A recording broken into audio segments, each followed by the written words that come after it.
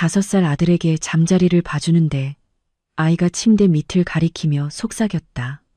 엄마 출장 갈 때마다 다솜이모는 왜 여기서 나와요? 그 말에 온몸의 피가 차갑게 식는 것을 느꼈다. 나는 비밀리에 확인 작업을 마친 뒤 한 가지 일을 실행했다. 다음 날 아침 집 앞에 구급차 세대가 늘어서면서 온 동네가 발칵 뒤집혔다. 지방 공장에서의 출장을 마치고 회사 차를 타고 신도시의 집 앞에 도착했다. 손목시계는 막 저녁 9시를 넘기고 있었다. 나는 작은 캐리어를 끌고 차에서 내리며 짐을 들어주겠다는 운전기사의 제안을 정중히 거절했다.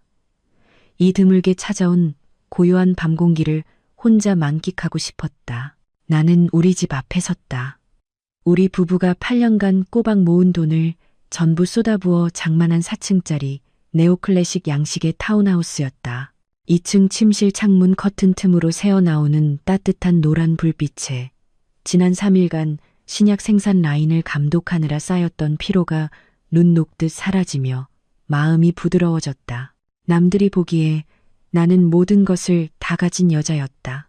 대형 제약회사의 R&D 팀장이라는 안정적인 커리어, 유망한 무역회사를 운영하는 늠름한 남편, 그리고 사랑스러운 아들까지. 나는 열쇠를 꽂고 최대한 소리가 나지 않게 조용히 문을 열었다. 1층 거실은 고요했고 어항의 푸른 조명만이 벽에 일렁이며 얼룩덜룩한 빛의 무늬를 만들고 있었다. 남편의 고향 후배라는 가사 도우미 다솜이는 하루 종일 집안일에 시달린 후 벌써 자기 방으로 들어갔나 보다. 나는 나무 계단을 소리 없이 올랐다. 남편의 서재를 지나칠 때 보니 문틈으로 아직 불빛이 새어 나오고 있었다. 남편 박지우는 여전히 일하는 중이었다. 그의 그림자가 벽에 길게 드리워져 있었고 그 뒷모습은 진지하고 근엄했다. 나는 미소 지었다. 어려운 시장 상황 속에서도 가정을 위해 애쓰는 그의 노고에 감사하며 방해하지 않고 아들이 있는 침실로 향했다. 침실 문은 살짝 열려 있었다. 아이는 커다란 침대 한가운데 몸을 웅크리고 누워 고른 숨을 내쉬고 있었고 낡아서 해진 곰 인형을 꼭 껴안고 있었다. 새 것으로 바꿔주려 해도 아이는 한사코 이 인형만 고집했다. 나는 조용히 가방을 의자에 내려놓고 시원한 실크 잠옷으로 갈아입은 뒤 침대로 올라가 아들 곁에 누웠다. 아이의 작고 따뜻한 체온이 전해지자 온몸의 긴장이 풀리는 듯했다. 아들의 이마에 가볍게 입을 맞추고 씻기 전에 잠시 눈을 붙일 생각이었다. 그때 아들 하준이가 몸을 뒤척였다. 크고 까만 눈이 동그랗게 뜨여 나를 깜빡이며 쳐다봤다. 아이는 깊이 잠들지 않았거나 내 몸에서 전해진 서늘한 기운에 놀라 깬 모양이었다. 하준이는 눈을 비비며 잠긴 목소리로 말했다. 엄마 오셨어요? 나는 아들의 머리를 쓰다듬으며 속삭였다. 응, 엄마 왔어. 우리 하준이 계속 자렴. 아이는 바로 눈을 감지 않고 잠시 조용히 누워 어둠 속 허공을 멍하니 바라봤다. 그러다 갑자기 나를 향해 돌아 누우며 침대 시트가 길게 늘어져 완전히 가려진 침대 밑을 작은 손가락으로 가리켰다. 아들의 순진한 질문이 고요한 공간 속으로 파고들었다. 하지만 그 말은 마치 얼음물을 뒤집어 쓴 것처럼 나를 그 자리에 얼어붙게 만들었다. 엄마, 다솜이모는 왜 엄마가 출장 갈 때마다 저기서 나와요? 나는 망연자실했다. 내가 잘못 들었나 싶었다. 심장이 쿵 내려앉았다가 미친 듯이 요동치기 시작했다. 나는 억지 미소를 지으며 최대한 차분한 목소리로 아들에게 되물었다. 하준아, 뭐라고? 다솜 이모가 어쨌다고? 아마 꿈꾼 거겠지. 이렇게 좁은 침대 밑에 누가 들어갈 수 있겠어. 하준이는 고개를 세차게 저었다. 5살 아이의 얼굴에는 자신이 진실을 말하고 있음을 증명하려는 듯 이상하리만치 진지한 표정이 어려 있었다. 아이는 내 옷소매를 잡아당기며 누가 들을세라 속삭였다. 꿈 아니에요. 다솜이모가 저 밑에서 나와서 아빠랑 병원놀이 했어요. 아빠가 이건 어른들의 비밀놀이라서 엄마한테 말하면 도깨비가 잡아간다고 했어요. 귀가 윙윙 울렸다. 주변의 모든 소리가 사라지고 아들의 말에서 비롯된 끔찍한 메아리만이 귓가를 맴돌았다. 병원놀이, 비밀놀이. 그 단어들이 날카로운 바늘이 되어 뇌를 찔렀다. 고통이 극심했다. 나는 벌떡 일어나 이탈리아에서 직수입한 흑단 원목 침대를 뚫어지게 쳐다봤다. 이 침대는 2년 전 지훈이 기어코 바꾸자고 주장했던 것이었다. 낡은 침대가 풍수에도 좋지 않고 내 척추 건강에도 해롭다는 이유로 그는 직접 주문하고 설치기사가 오는 것까지 감독하며 이 침대가 얼마나 견고하고 품격 있는지 입이 닳도록 칭찬했다. 침대는 바닥에 딱 붙는 박스형 디자인으로 사방이 막혀 있었다. 너무 무거워서 청소를 위해 옮기는 것은 상상도 못했고 그저 휴대용 청소기로 틈새를 청소하는 게 전부였다. 막연하지만 등골을 서늘하게 만드는 공포가 온몸으로 퍼져나갔다. 출장에서 돌아올 때마다 침대 시트가 갓 세탁한 것처럼 빳빳했고 섬유 유연제 냄새가 평소보다 유독 진했던 기억이 떠올랐다. 마치 다른 냄새를 감추기 위한 것처럼 내가 갑자기 주방에 들어설 때마다 움찔거리며 시선을 피하던 다솜이의 눈빛. 그리고 매일 밤 서재에서 바쁘게 일하던 모범적인 남편 지훈의 모습까지.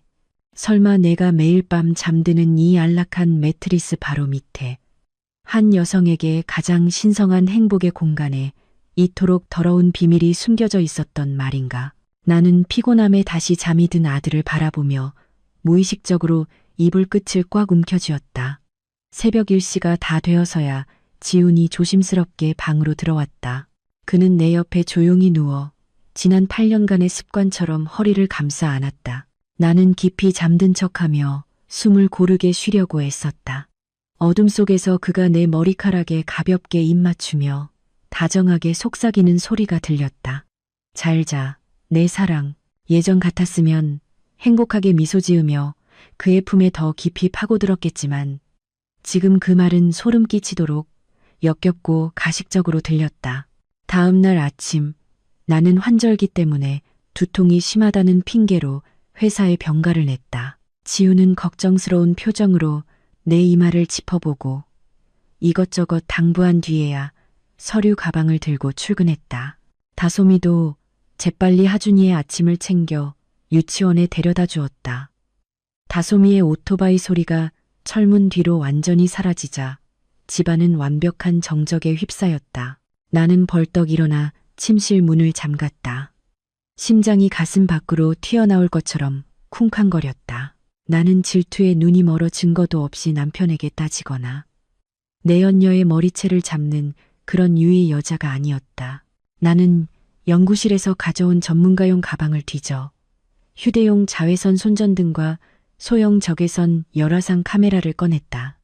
이것들은 내가 공장에서 화학물질 누출이나 생물학적 흔적을 검사할 때 주로 사용하던 장비였다. 나는 위풍당당한 흑단 침대 모서리를 따라 자외선 손전등을 비추기 시작했다. 보라색 빛이 번쩍이는 바니시층을 훑고 나무의 결 하나하나를 비췄다. 침대의 세면에서는 아무런 이상도 발견되지 않았다. 하지만 가장 구석지고 관찰하기 어려운 침대, 머리맡, 벽과 맞닿은 부분에 빛을 비췄을 때 나는 마루 바닥에서 아주 미세한 긁힌 자국을 발견했다. 매우 가늘고 일정한 흔적. 마치 무거운 물체가 정해진 궤도를 따라 반복적으로 마찰하며 생긴 자국 같았다. 나는 열화상 카메라를 이용해 침대 밑 공간을 스캔했다. 화면에는 주변 바닥과 미세하게 다른 온도 분포가 나타났다. 이는 아래에 빈 공간이나 공기의 흐름이 있음을 시사했다. 직감적으로 내가 올바른 방향으로 가고 있음을 느꼈다. 나는 산업용 내시경 카메라를 꺼냈다. 끝에 아주 작은 카메라가 달린 긴 케이블로 가장 좁은 틈새까지 비집고 들어갈 수 있는 장비였다. 나는 육안으로는 들여다볼 수 없는 침대 깔판과 침대 프레임 사이에 아주 작은 틈새로 카메라 헤드를 밀어 넣었다. 카메라와 연결된 스마트폰 화면에 어둠 속 희미하고 흐릿한 영상이 나타나기 시작했다. 카메라 헤드에 내장된 LED 조명을 켜자 눈앞에 펼쳐진 광경에 나는 경악의 비명이 터져 나오는 것을 막기 위해 손으로 입을 막아야만 했다. 두꺼운 매트리스와 고급스러운 곡선형 깔판 시스템 아래에는 평범한 콘크리트 바닥이 아니었다. 그곳에는 극도로 정교하게 설치된 번쩍이는 유압식 리프트 시스템이 있었다. 침대 밑 바닥의 일부가 교묘하게 절단되어 자동 승강 장치 위에 놓여 있었다. 정확한 스위치를 누르기만 하면 침대 깔판과 이 가짜 바닥 전체가 옆으로 미끄러지거나 아래로 내려가면서 아래층으로 곧장 이어지는 비밀 통로를 드러내는 구조였다. 나는 이 집의 구조를 떠올리며 소름이 돋았다. 우리 부부의 마스터 침실 바로 아래에는 지훈이 와인 저장고라고 부르던 작은 방이 있었다. 그는 와인은 온도와 습도를 엄격하게 관리해야 한다며 방음 처리를 하고 지문인식 잠금 장치를 설치한 뒤 열쇠를 따로 보관했다. 낯선 사람이 들어가면 와인을 망친다는 이유였다. 나는 카메라 케이블을 조작해 가짜 바닥 틈새로 더 깊이 밀어넣어 아래층 방을 엿보려고 애썼다. LED 조명이 방 한 구석을 비췄다. 와인 선반은 온데간데 없었다. 대신 와인색 실크 시트가 깔린 더블 침대, 벨벳으로 감싼 섹스 체어, 그리고 침대 옆 작은 테이블 위에는 뜯어진 콘돔 포장지와 기괴한 성인용품 몇 개가 널브러져 있었다. 하지만 내 피를 얼어붙게 만든 것은 그 더러운 불륜의 증거들이 아니었다. 카메라가 테이블 위를 훑다가 마시다만 와인병 옆에 무질서하게 놓인 서류 뭉치에 멈췄다. 이미지가 약간 흐릿했지만 나는 한 대형 생명보험사의 익숙한 로고와 계약서 첫 장에 굵게 인쇄된 글씨를 알아볼 수 있었다. 피보험자 이수연. 귀가 윙윙거리고 등골을 따라 에어컨 바람보다 더 차가운 냉기가 흘렀다. 이수연은 내 이름이었다. 왜 내 생명보험 계약서가 이 비밀스러운 타락의 공간에 있으며 나는 왜 이런 서류에 서명한 기억이 전혀 없는 것일까? 나는 카메라를 빼냈다. 손이 너무 떨려서 스마트폰을 놓칠 뻔했다. 나는 차가운 바닥에 주저앉아 침대 프레임에 등을 기댔다. 이제야 깨달았다. 이곳은 행복을 키우는 보금자리가 아니라 우리 모자를 집어삼키려는 어두운 음모를 감추고 있는 관뚜껑이었다. 육체적 배신은 빙산의 일각에 불과했다. 지우는 단순히 바람을 피우는 것이 아니었다. 그는 훨씬 더 끔찍한 무언가를 계획하고 있었다. 내 목숨이 그저 졸조 하나에 불과한 체스 게임을. 나는 식탁에 앉아 지훈이 하준이를 위해 정성껏 사과를 깎아주는 모습을 지켜봤다. 크리스털 샹들리에 불빛이 그의 얼굴에 쏟아져 한때 내가 그토록 사랑했던 높은 콧대와 깊은 눈매를 더욱 돋보이게 했다. 그는 여전했다. 밖에서는 위험 있는 대표이사, 집에서는 모범적인 아버지. 만약 내시경 카메라와 침대 밑에 추악한 광경이 아니었다면 나는 아마도 내가 세상에서 가장 운이 좋은 여자라고 계속 믿고 있었을 것이다. 지훈이 내 쪽으로 돌아와 따뜻한 우유 한 잔을 테이블 위에 놓았다. 김이 모락모락 피어오르며 신선한 우유의 고소한 향이 퍼졌다. 그는 예전에는 항상 나를 안심시켰던 그 미소로 웃었다. 지금은 어째서 그 미소가 수술용 칼날처럼 차갑게 느껴지는 걸까? 여보, 뜨거울 때 마셔. 요즘 잠을 잘 못 자는 것 같아서 친구가 선물해준 야생 벌꿀을 좀 탔어. 신경 안정에 좋대. 나는 우유잔을 받아들었다. 손바닥으로 온기가 전해졌지만 마음속은 오들오들 떨렸다. 신경 안정에 좋다. 그 말이 저주처럼 귓가에 맴돌았다. 나는 잔을 입가로 가져가며 옅은 수증기 너머로 지훈을 훔쳐봤다. 그는 나를 빤히 쳐다보지는 않았지만 눈초리는 내가 그 희고 탁한 액체를 삼키기를 기다리며 곁눈질하고 있었다. 나는 작은 한 모금을 마시는 척하다가 갑자기 손으로 입을 막고 마른 기침을 몇 번 했다. 어머, 너무 뜨겁네. 불어서 마시는 걸 깜빡했어. 여보, 휴지 좀 갖다 줄래요? 하준이가 사과를 옷에 흘렸네. 지우는 서둘러 몸을 돌려 부엌 선반 쪽으로 갔다. 바로 그 순간이었다. 나는 재빨리 우유의 대부분을 테이블 밑에 미리 뚜껑을 열어둔 개인용 보온병에 쏟아부었다. 그리고는 마치 한숨에 다 마신 것처럼 입가를 급히 닦았다. 지훈이 돌아왔을 때 테이블 위에 우유 잔은 절반 이상 비어 있었다. 그는 잔을 보고는 은밀한 만족감이 스치는 눈빛을 보이고는 다시 아들과 놀아주기 시작했다. 그날 밤 나는 지훈의 코 고는 소리가 규칙적으로 울려 퍼지기를 기다렸다가 조심스럽게 일어났다. 나는 그 소중한 우유 샘플이 담긴 보온병을 들고 조용히 택시를 잡아 회사로 향했다.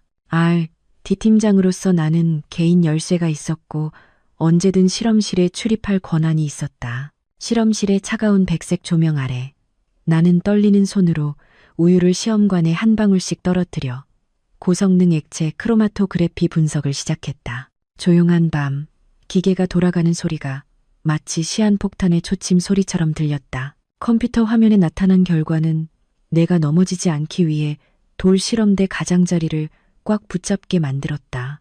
야생 벌꿀 따위는 없었다. 대신 그 안에는 리스페리돈이 들어있었다. 조현병 환자에게 사용되는 항정신병 약물이었고 그 양은 극도로 정교하게 계산되어 있었다. 정상인이 장기간 복용할 경우 무기력, 기억력 감퇴, 손발 떨림, 감정 조절 장애와 같은 증상을 유발할 수 있었다. 나는 최근의 모든 사건들을 하나로 꿰어 맞췄다. 내가 열쇠를 자주 잊어버렸던 일들, 하준이에게 이유 없이 짜증을 냈던 순간들, 끊임없이 느끼던 만성 피로. 이 모든 것이 업무 스트레스나 나이 탓이 아니었다. 나는 매일 밤 내 곁에서 잠드는 남편에 의해 서서히 병들어가고 있었다. 지난주 우연히 엿들었던 지훈의 은밀한 통화가 떠올랐다. 그는 만기가 돌아온 은행 대출과 해안가에 묶여버린 몇 필지의 땅 때문에 초조하고 다급한 목소리로 이야기하고 있었다. 알고 보니 그의 무역회사는 속빈 강정이었다. 그는 무리한 투기성 투자 실패로 빚더미에 올라앉아 있었다. 그리고 더 정확히 말하면 수백억 원의 가치를 지닌 내 명의의 바이오 기술 특허가 그의 유일한 구명줄이었던 것이다. 하지만 내 서명 없이 그것을 팔기 위해서는 내가 민사상 행위 능력을 상실한 사람, 즉 미친 아내, 정신 나간 엄마가 되어야만 했다. 그의 계획은 잔인할 뿐만 아니라 나의 인격과 인간으로서의 권리마저 박탈하려는 것이었다. 일요일, 지우는 다솜이를 데리고 대형 마트에 가서 일주일치 신선식품을 사오겠다고 거짓말을 했다. 하지만 나는 오늘이 그가 몰래 예약한 산부인과에서 정기 검진을 받는 날이라는 것을 잘 알고 있었다. 그는 다솜이의 뱃속 아이가 필요했다.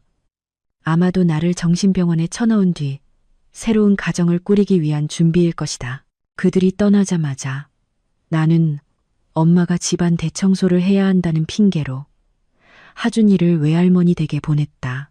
집이 완전히 비자 나는 심호흡을 한 번 하고 지상지옥으로 가는 통로가 숨겨진 침실로 돌아갔다. 이번에는 침대에 슬라이딩 장치를 작동시키는데 더 익숙해져 있었다.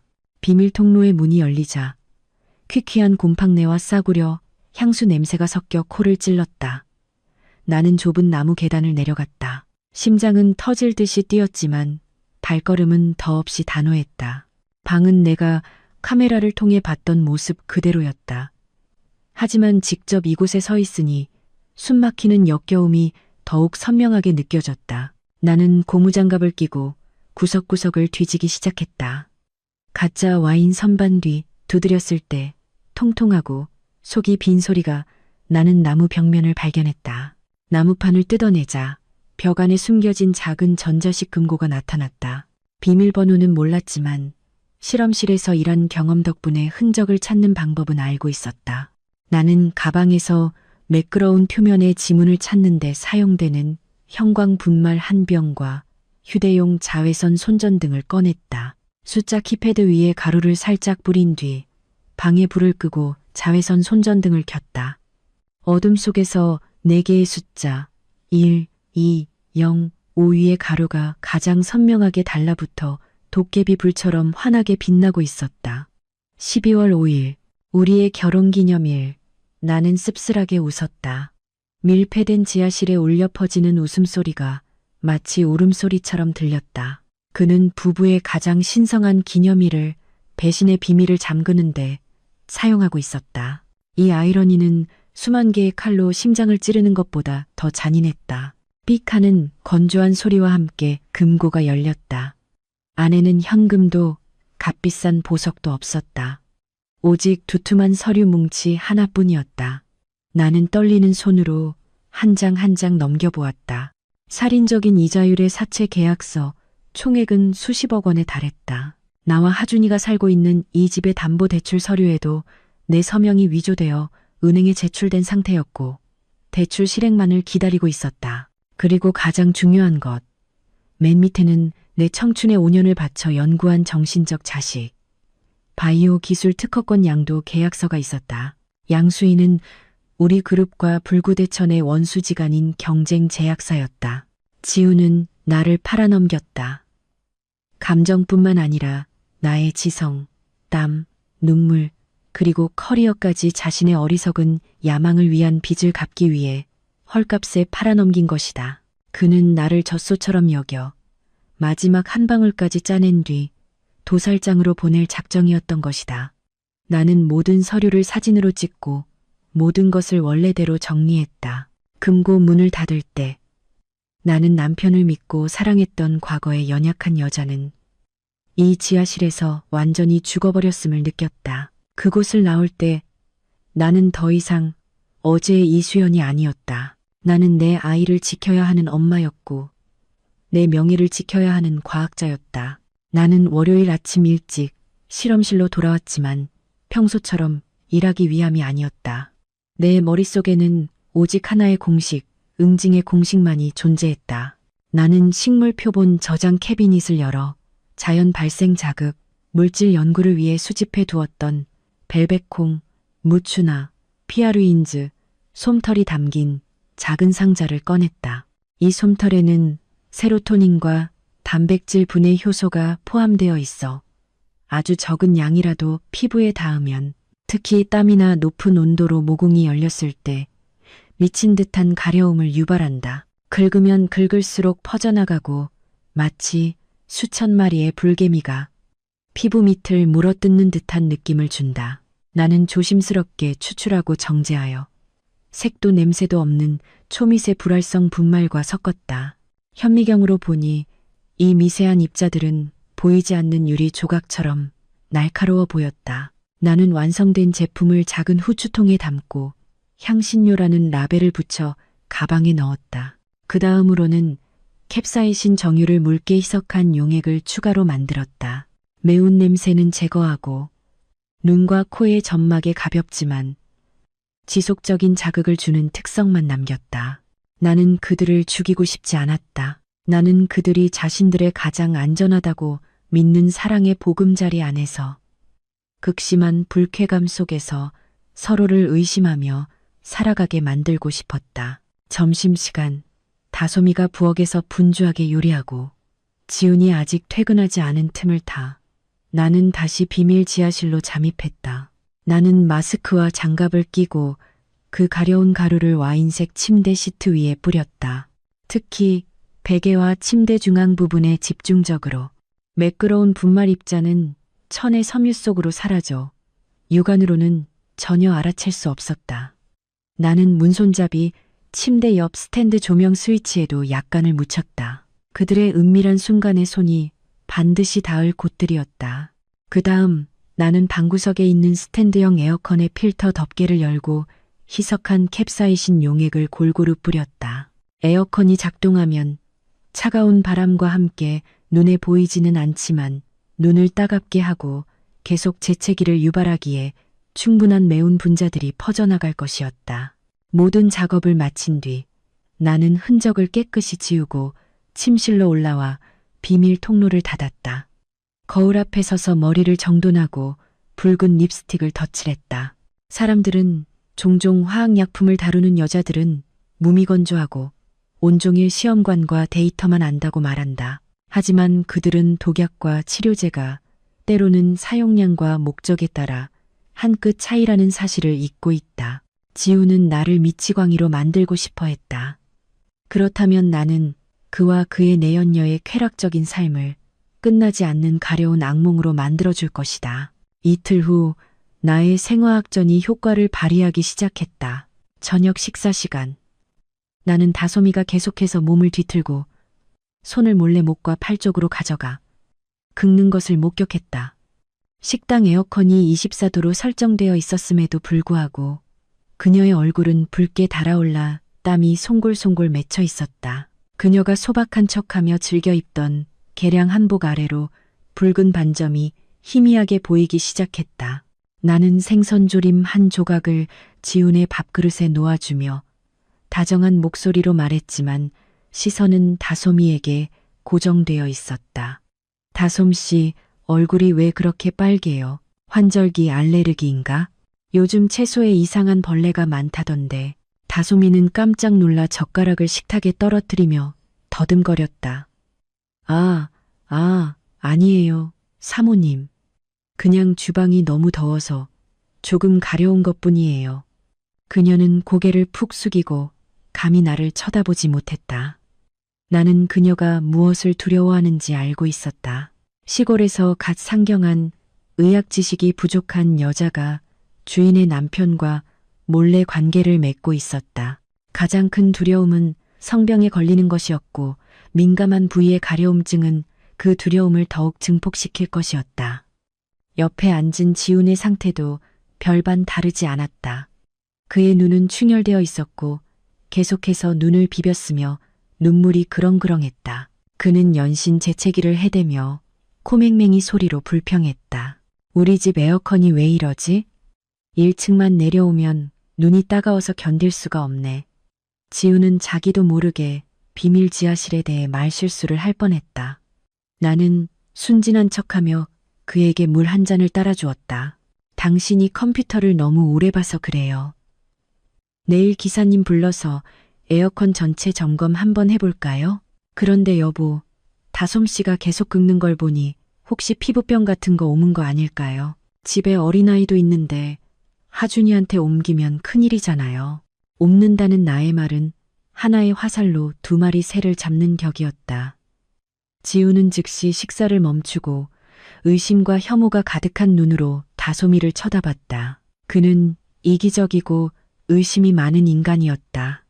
분명 그는 이 어리고 순진해 보이는 내연녀가 겉모습처럼 깨끗한지 아니면 시골에서 무슨 병이라도 오마와 자신에게 전염시킨 건 아닌지 의심하고 있을 것이었다. 다솜이는 얼굴이 새하얗게 질린 채 벌벌 떨었다. 그녀는 관계가 발각될까 두려워하면서도 자신의 몸 상태에 대해 혼란스러워했다. 그녀가 긁으면 긁을수록 가려움은 불길처럼 더 넓고 격렬하게 번져나갔다. 그날 밤 나는 CCTV를 통해 다솜이가 잠 못 이루고 침대 위에서 계속 뒹구는 것을 보았다.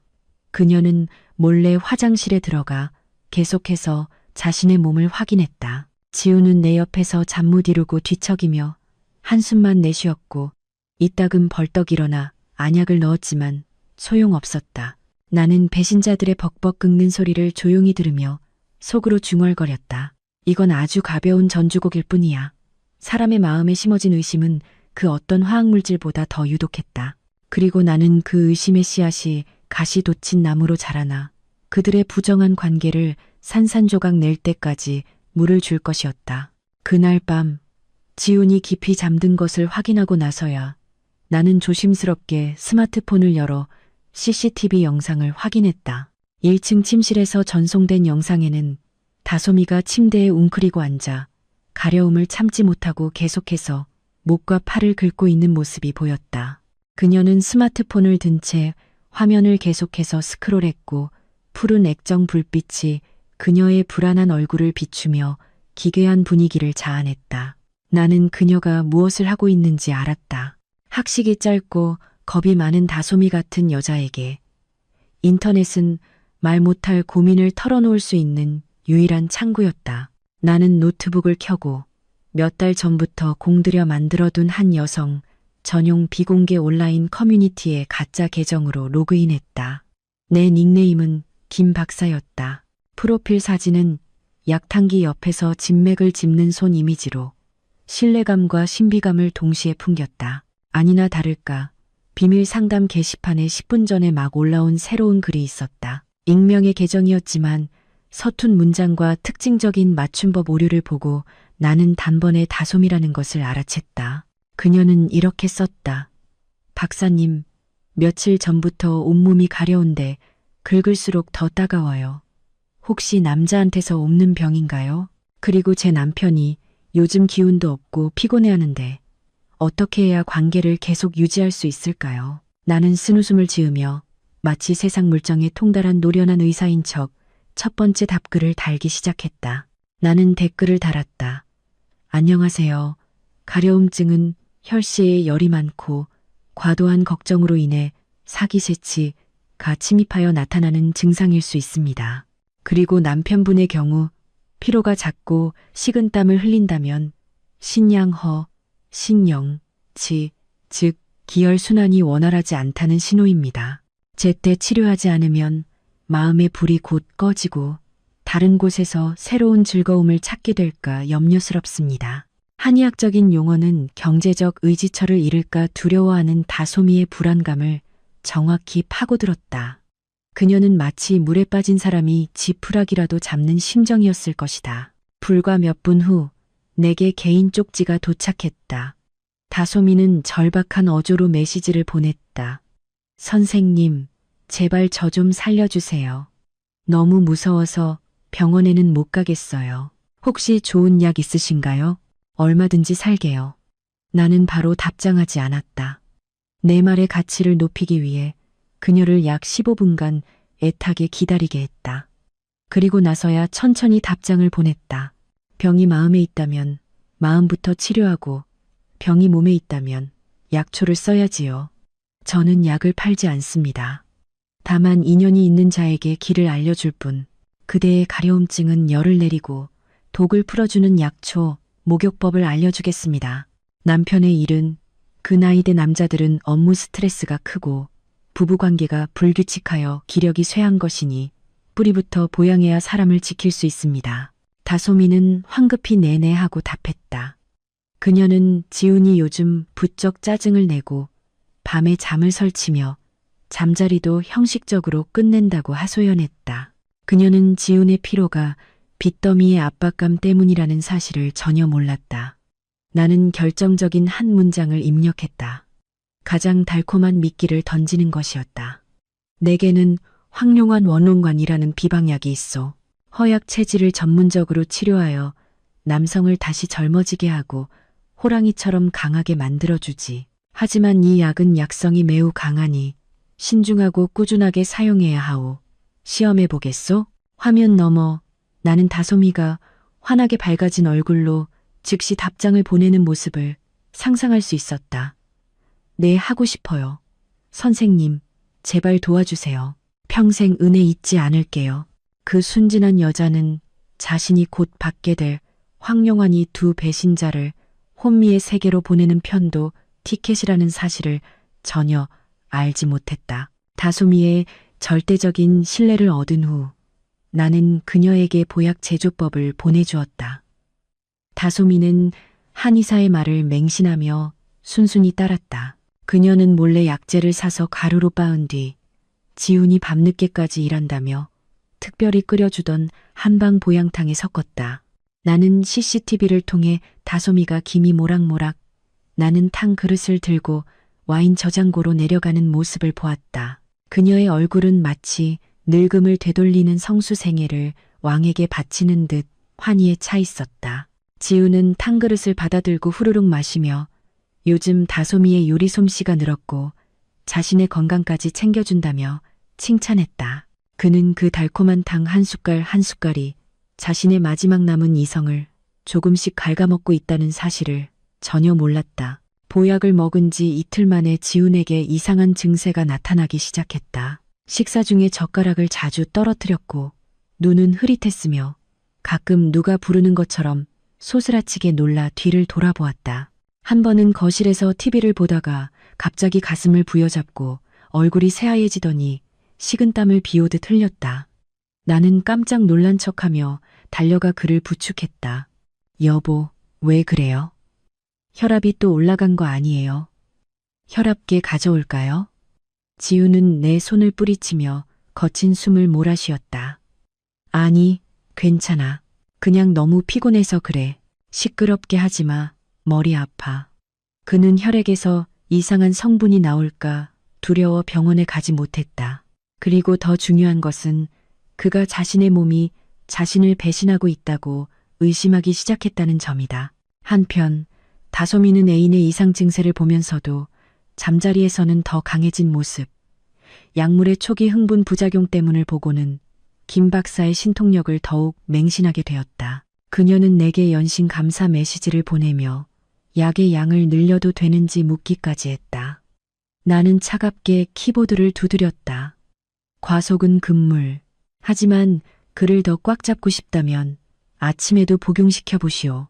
다솜이의 무지와 탐욕은 내가 그 배신자 남자의 목숨을 겨누기 위해 빌린 가장 날카로운 칼이 되었다. 만기가 돌아오는 빚과 특허 구매자의 압박으로 인해 지우는 점점 인내심을 잃어갔다. 그는 내가 행위 능력을 상실했다는 증명서가 하루빨리 필요했다. 나는 그가 매일 밤 우유에 타는 하얀 가루의 양이 눈에 띄게 늘어난 것을 알아차렸다. 이전처럼 전부 버리는 대신 나는 아주 소량만 마시기로 결정했다. 눈빛에 약간의 흐릿함을 만들되 이성의 끈은 놓지 않을 만큼만. 나는 이제 이 희비극의 무대에 내가 직접 올라가 그가 가장 기대하는 역할, 즉 미친 아내를 연기할 때가 왔음을 알았다. 기회는 토요일 저녁, 지훈이 중요한 사업, 파트너 부부를 저녁 식사에 초대했을 때 찾아왔다. 그들은 투자업계에서 영향력 있는 사람들이었고 지훈은 행복한 가정의 이미지를 이용해 흔들리는 자신의 신뢰도를 다지려 했다. 저녁 식사는 정성껏 준비되었다. 다솜이는 산의 진미를 나르느라 분주했다. 나는 짙은 녹색 벨벳 드레스를 입고 가볍게 화장한 채 손님들과 이야기를 나누었다. 처음에는 모든 것이 순조로웠다. 나는 현숙하고 말수가 적으며 남편의 이야기에 가끔 미소로 화답하는 아내 역할을 충실히 해냈다. 하지만 술기운이 오르고 분위기가 무르익기 시작했을 때 나는 연기에 돌입했다. 다솜이가 김이 모락모락 나는 오리탕을 식탁에 놓았을 때 나는 갑자기 그녀를 쏘아보더니 탕그릇을 마치 끔찍한 것을 본 듯 뚫어지게 쳐다봤다. 나는 탕그릇을 손가락으로 가리키며 목소리가 떨리고 갈라졌다. 피야, 왜 피가 있어? 너, 나 죽이려는 거지. 침대 밑에 귀신이 있어. 그 귀신이 올라와서 탕에 독을 탔어. 식탁에 앉은 모든 사람이 경악했다. 파트너의 아내는 숟가락을 바닥에 쨍하고 떨어뜨렸다. 지우는 얼굴이 새하얘지며 황급히 일어나 내 어깨를 붙잡았다. 애써 침착하려 했지만 당혹감이 역력한 목소리였다. 수연아, 왜 그래? 피곤해서 그래. 이건 그냥 오리탕이야. 피가 어디 있어. 나는 지훈의 손을 거칠게 뿌리치고 벌떡 일어났다. 그 바람에 와인잔이 넘어져 붉은 와인이 새하얀 식탁보 위로 쏟아졌다. 붉은 얼룩이 정말 피처럼 번져나갔다. 나는 머리를 감싸쥐고 날카롭게 비명을 지른 뒤 식탁 밑으로 기어들어가 웅크리고 몸을 떨었다. 나 잡지 마. 나한테 주사 놓지 마. 하준아, 엄마 좀 구해줘. 아빠는 악마야. 거실에서 놀고 있던 하준이가 엄마의 비명소리를 듣고는 울음을 터뜨리며 달려와 나를 꼭 껴안았다. 아들이 겁에 질린 모습을 보니 가슴이 찢어지는 듯 아팠지만 나는 연기를 계속해야만 했다. 나는 아들을 살짝 밀어내고 텅 빈 눈으로 허공을 응시했다. 하준이 아니야. 넌 누구야? 저리 가. 지우는 재빨리 하준이를 안아 다솜이에게 넘겨 다른 곳으로 데려가게 한 뒤 손님들에게 불행한 남편의 극도로 고통스러운 표정으로 해명하기 시작했다. 죄송합니다, 두 분. 정말 신뢰가 많았습니다. 제 아내가 요즘 정신적으로 불안정해서 의사 선생님 말씀으로는 산후 우울증이 재발한 것 같다고 하더군요. 업무 스트레스까지 겹쳐서 망상 증세가 있습니다. 제가 어떻게든 치료하려고 노력 중인데 파트너는 안타까운 눈으로 나를 보며 고개를 저었다. 안 됐구먼, 박 사장. 이렇게 좋은 집에 살아도 부인이 저러니 어서 부인 데리고 올라가서 쉬게 하게. 사업 얘기는 다음에 하지. 침실 문이 닫히자 지훈이 안도의 한숨을 내쉬는 소리가 들렸다. 그는 침대에 조용히 누워있는 나를 보며 입가에 계산적인 미소를 반쯤 머금었다. 그는 내가 정말로 미쳤다고 생각했고 오늘의 이 소동은 나를 정신병원에 쳐넣을 가장 확실한 증거가 될 것이라고 믿었다. 다음 날 아침 지훈은 정장을 차려입었다. 하지만 회사에 가는 대신 몸보신을 위해 종합건강검진을 받으러 가자고 했다. 나는 순순히 고개를 끄덕였다. 눈은 초점 없이 흐릿했고 길 잃은 아이처럼 아들의 곰 인형을 꼭 껴안고 있었다. 지우는 나를 부축해 차로 데려갔다. 그 모습이 어찌나 다정한지 모르는 사람이 봤다면 감동의 눈물을 흘렸을 것이다. 차는 유명한 종합병원이 아닌 외곽의 조용한 골목으로 향했다. 덕안 신경정신과 의원이라는 소박한 간판을 단 개인 병원 앞에 차가 멈췄다. 우리를 맞이한 의사는 머리가 벗겨지고 금태 안경을 쓴 중년 남성이었다. 입가에는 미소가 떠나지 않았지만 눈은 장사꾼처럼 교활하게 번뜩였다. 지우는 그와 이미 아는 사이인 듯 두 사람은 의미심장한 눈빛을 교환했다. 지우는 진료실 책상 위에 두툼한 봉투를 올려놓고는 아내의 병세에 대해 설명하기 시작했다. 그는 다솜이가 몰래 찍어둔 어젯밤 내가 난동을 부리는 영상을 의사에게 보여주었다. 그는 내가 헛소리를 하고 건망증이 심하며 심지어 아들을 해치려는 시도까지 했다고 온갖 거짓말을 덧붙였다. 의사는 전문가인 척 고개를 끄덕이며 나에게 몇 가지 엉뚱한 질문을 던졌다. 성함이 어떻게 되시죠? 여기가 어디인지 아시겠어요? 머릿속에서 이상한 목소리가 들리나요? 나는 기억이 날 때도 있고 안 날 때도 있다고 중얼거리며 가끔 침대 밑사람에 대해 횡설수설했다. 그는 뇌파 검사나 전문적인 심리 테스트도 하지 않았다. 단 15분간의 형식적인 질문 끝에 그는 진단서에 서명을 갈겼다. 악필이었지만 잔인하기 짝이 없는 진단명이었다. 급성 정신병적 증상을 동반한 중증 우울증, 행동, 통제, 능력, 상실, 입원 치료 및 특별 후견인 지정 요망. 진단서를 손에 쥔 지우는 더이 양양한 표정을 감추지 못했다. 그는 의사의 어깨를 두드리며 말했다. 원장님, 정말 감사합니다. 제 아내가 빨리 회복될 수 있도록 잘 좀 부탁드립니다. 그는 나를 돌아보며 어린아이를 달래듯 달콤한 목소리로 말했다. 여보, 봤지. 의사 선생님이 당신 아프대. 약 먹어야 낫는데 착하게 약 잘 먹으면 내가 더 사랑해 줄게. 나는 의사가 건네주는 알록달록한 약병을 받아들며 속으로 비웃었다. 이 진단서는 그에게는 재산을 가로채기 위한 통행증이겠지만 나에게는 그와 저 비양심적인 의사 사이의 추악한 결탁을 증명하는 명백한 증거였다. 내가 정신질환자라는 진단서를 손에 넣은 날부터 다솜이는 시골뜨기 같던 소심한 껍데기를 완전히 벗어던진 듯했다. 그녀는 이 집을 마치 미래의 안주인이라도 된 것처럼 활보했다.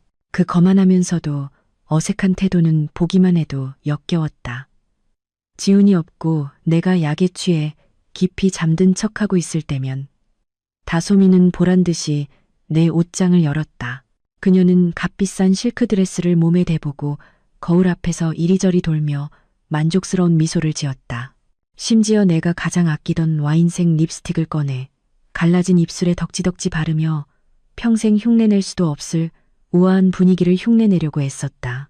다솜이의 오만함은 하준이를 훈육하는 데까지 개입하면서 절정에 달했다. 그날 하준이가 실수로 거실의 고급 가죽 소파에 오렌지 주스를 쏟았다. 예전 같았으면 다솜이는 허둥지둥 달려와 닦고 아이를 달랬을 것이다. 하지만 오늘은 허리에 손을 얹고 내 아들의 얼굴에 대고 소리쳤다. 너 지금 뭐 하는 짓이야? 이 소파가 얼마짜리인 줄 알아? 내 엄마가 미쳤으니 너도 따라서 집안을 망가뜨릴 셈이야? 아이는 겁에 질려 몸을 웅크리고 눈물을 그렁그렁 매단 채 더듬더듬 사과했다. 나는 침실에 앉아 스마트폰 화면으로 그 광경을 지켜보며 심장이 쥐어짜이는 듯한 고통을 느꼈다. 당장 달려나가 저 뻔뻔한 여자의 뺨을 때리고 싶었고 내 아들에게 악담을 퍼붓는 그 입을 찢어버리고 싶었다. 하지만 이성이 내 발을 붙잡았다. 지금 내가 섣불리 움직이면 지금까지의 모든 인내가 수포로 돌아갈 것이라는 걸 알았다. 나는 그녀의 오만함이 한계까지 부풀어 오르도록 내버려 둬야 했다. 너무 팽팽하게 부풀어 오른 풍선처럼 작은 바늘 하나에 터져버리도록. 나는 눈물을 안으로 삼키며 그녀의 행동 하나하나, 말 한마디 한마디를 마음속 빛 장부에 새겨 넣었다. 다솜이가 기고만장해질수록 지훈의 경계심은 느슨해졌다. 그는 매일같이 흐리멍덩하고 넋이 나간 나를 보고 안심했고 문도 잠그지 않은 채 서재에서 내연녀와 희희낙낙했다. 그는 그 치명적인 방심이 자신의 목줄을 죄어올 것이라는 사실을 전혀 몰랐다. 나는 계속해서 미친 아내 역할을 했다. 가끔씩 까르르 웃거나 이유 없이 흐느껴 울면서 다솜이가 나를 더욱 멸시하게 만들었다. 그녀는 나를 하녀처럼 부리기 시작했다. 아주머니, 물 좀 떠다 줘요. 아주머니, 길 막히니까 저리 좀 비켜요. 나는 텅 빈 눈으로 묵묵히 그녀의 말을 따랐지만 마음속으로는 진실의 칼날을 갈고 있었다. 제3자의 오만함은 이 악마 같은 연합의 자멸 과정을 가속하는 완벽한 촉매제였다. 성을 무너뜨리려면 밖에서 부수는 것이 아니라 가장 중요한 주춧돌 하나를 빼내면 된다. 가장으로서의 체면과 자존심, 그리고 핏줄에 집착하는 지훈 같은 남자에게 그 주춧돌은 바로 자존심과 혈통이었다. 나는 지훈이 항상 하준이를 자랑스러워하고 아들이 자신의 완벽한 복제품이자 대를 이을 후계자라고 여긴다는 것을 알았다. 그는 아내를 배신할 수는 있어도 자신이 배신당하거나 남의 자식을 키우는 것은 절대로 용납하지 못할 인간이었다. 여자를 통제할 수 있다는 그의 지나친 자신감이 바로 치명적인 약점이 될 것이었다. 지훈이 다솜이를 데리고 지하실 아지트에 놓을 물건을 사러 마트에 간 틈을 타 나는 컴퓨터 앞에 앉았다. 대학 시절 갈고 닦은 포토샵 실력을 이용해 원자폭탄을 만들기 시작했다. 나는 예전에 협력했던 적이 있는 한 권위 있는 유전자 검사 센터의 결과지 샘플을 스캔한 뒤 내용을 수정했다. 이름 박지훈, 이름 박하준, 결론 친자 관계 성립하지 않음. 나는 센터장의 붉은 직인과 서명까지 세심하게 위조하고 진짜처럼 보이도록 약간 누런빛이 도는 두꺼운 A사 용지에 인쇄했다. 손에 든 얇은 종이 한 장이 그 어떤 독약보다 더 끔찍한 파괴력을 지니고 있음을 나는 알았다. 그날 저녁 지우는 평소처럼 잠들기 전 30분 정도 책을 읽는 습관이 있었다. 그가 읽고 있던 책은 데일 카네기 인간관계론이었다.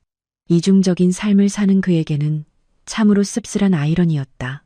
나는 그가 읽던 페이지 사이에 유전자 검사 결과지를 몰래 끼워 넣고 그가 손을 뻗으면 바로 종이가 떨어질 만한 각도로 침대 머리맡 테이블 위에 책을 다시 놓았다. 그러고 나서 물을 한 모금 마시고 침대에 누워 연기를 시작했다. 나는 이불을 머리끝까지 뒤집어 쓰고 오한이 온 것처럼 몸을 떨며 의미 없는 말을 중얼거렸다. 밤 10시 30분쯤 지훈이 방으로 들어왔다. 그는 혐오스러운 눈으로 나를 한번 쳐다보고는 침대로 올라왔다. 그는 잠을 청하기 위해 책을 집어들었다. 두꺼운 이불 아래에서 내 심장이 쿵쾅거렸다. 1초가 1년처럼 길게 느껴졌다. 종이가 바스락거리는 소리가 들리고 이내 죽음 같은 정적이 방을 감쌌다. 나는 숨도 크게 쉬지 못하고 이불 틈으로 아주 작게 눈을 떠 그를 관찰했다. 지훈의 손이 멈추는 것이 보였다. A사 용지가 그의 무릎 위로 떨어졌다. 그는 종이를 집어들고 눈을 가늘게 뜨고 읽기 시작했다. 처음에는 의아함에 미간을 찌푸리더니 이내 극도의 경악으로 표정이 바뀌었다.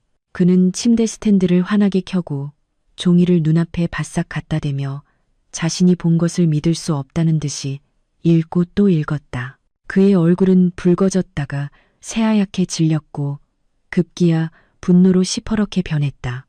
그의 숨소리가 대장간의 풀무소리처럼 거칠고 무거워졌다. 폭탄은 터졌다. 야수 같은 울음소리가 밤의 정적을 찢었다.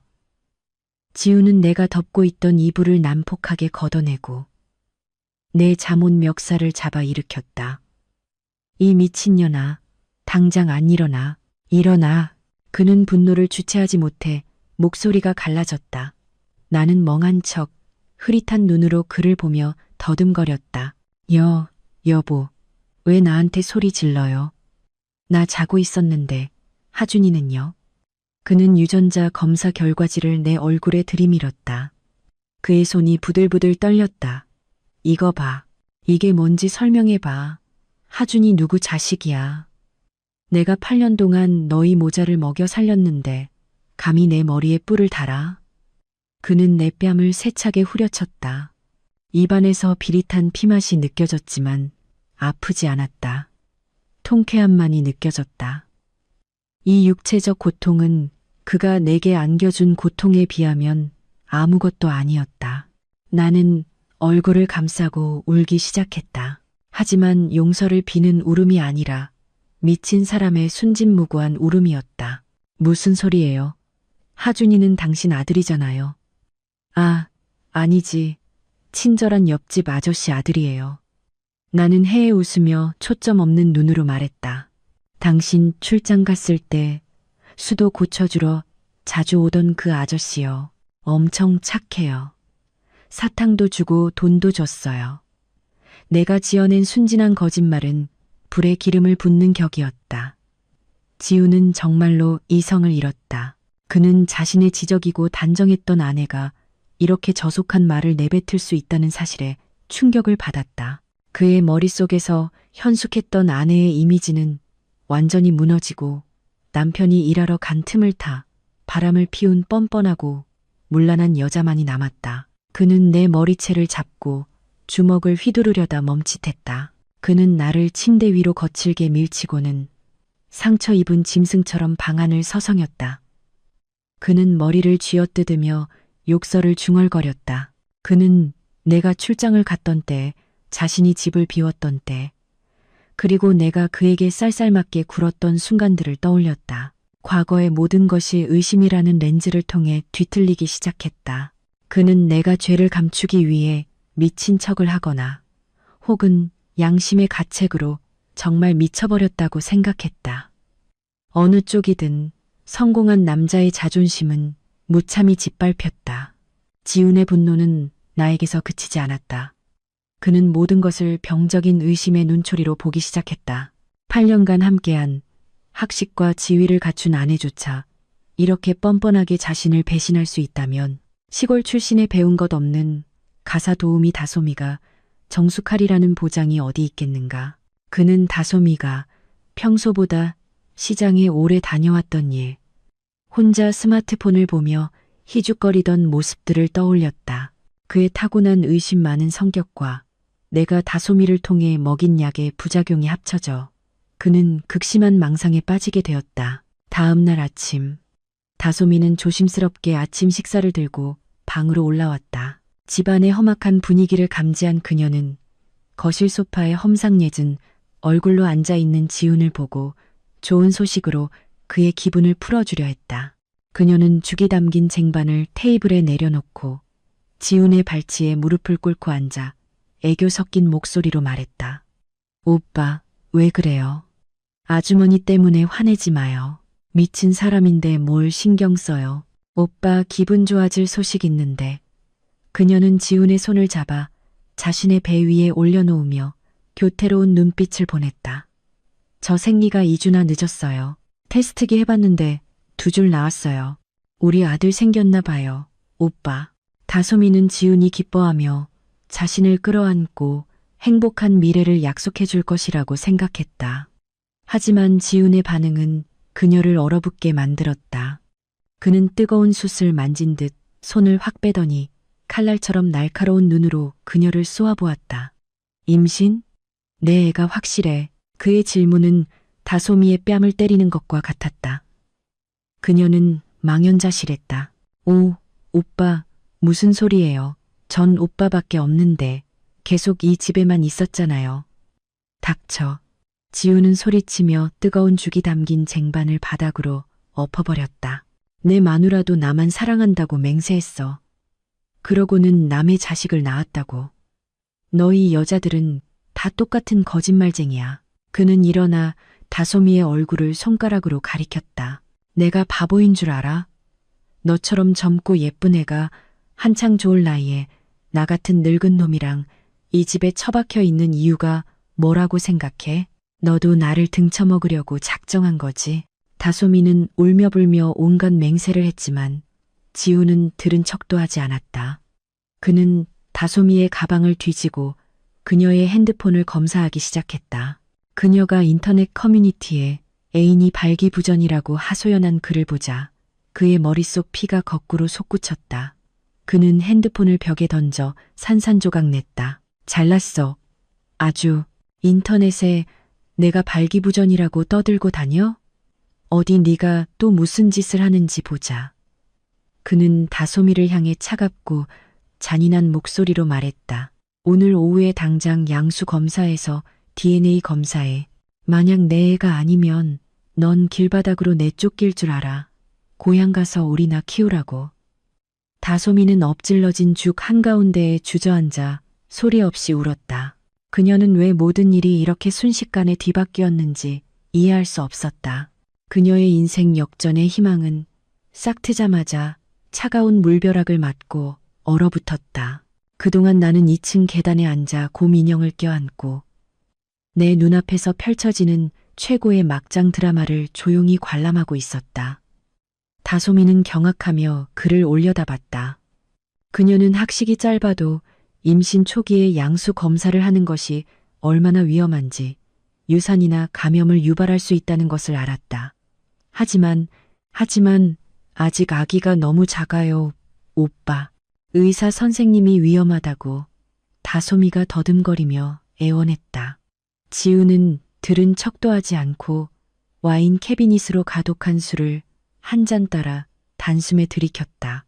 위험하긴 뭐가 위험해. 들통날까봐 무서운 거겠지. 똑똑히 들어도 내가 2번 다시 너희 같은 것들한테 놀아날 바보인 줄 알아. 나는 그 광경을 보며 복잡한 심경에 휩싸였다.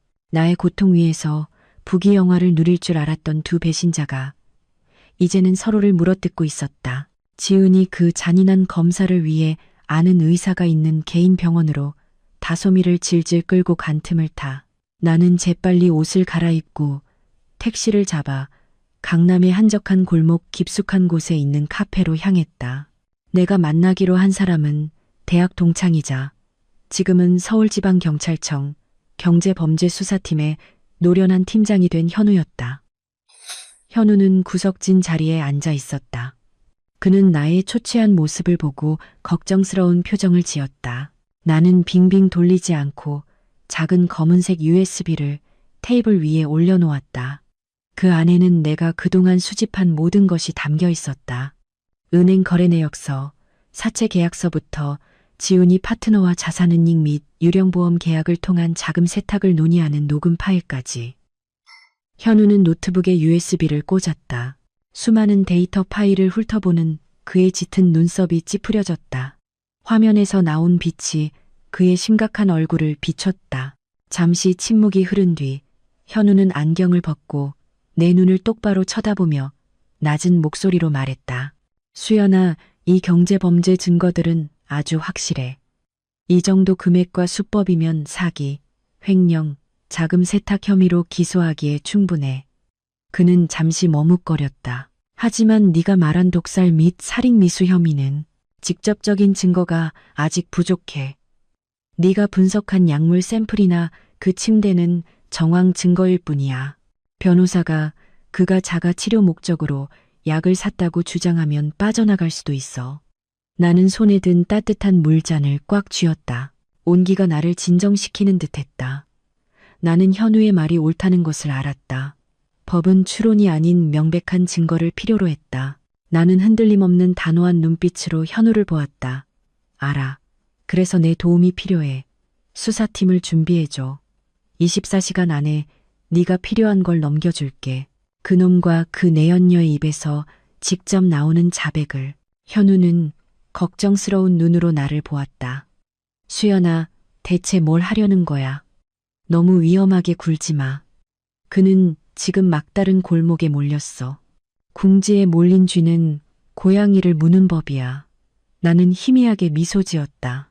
슬펐지만 결의에 찬 미소였다. 위험한 짓이 아니야. 그냥 그들이 받아 마땅한 것을 돌려주는 것뿐이야. 나를 믿어줘. 이 연극에는 결말이 필요하고 그 결말은 내가 쓸 거야. 나는 현우의 귀에 가까이 다가가 오늘 밤의 계획을 상세히 속삭였다. 계획을 다 들은 현우의 얼굴에는 놀라움이 스쳤다가 이내 고개를 끄덕였다. 그는 힘을 실어주려는 듯 내 손을 한번 꽉 잡았다. 알았어. 너희 집 근처에 팀원들을 배치해 놓을게. 신호만 주면 바로 진입할 거야. 절대로 조심해야 해. 계속 연락하고. 카페를 나서자 서울 하늘에서 보슬비가 내리기 시작했다.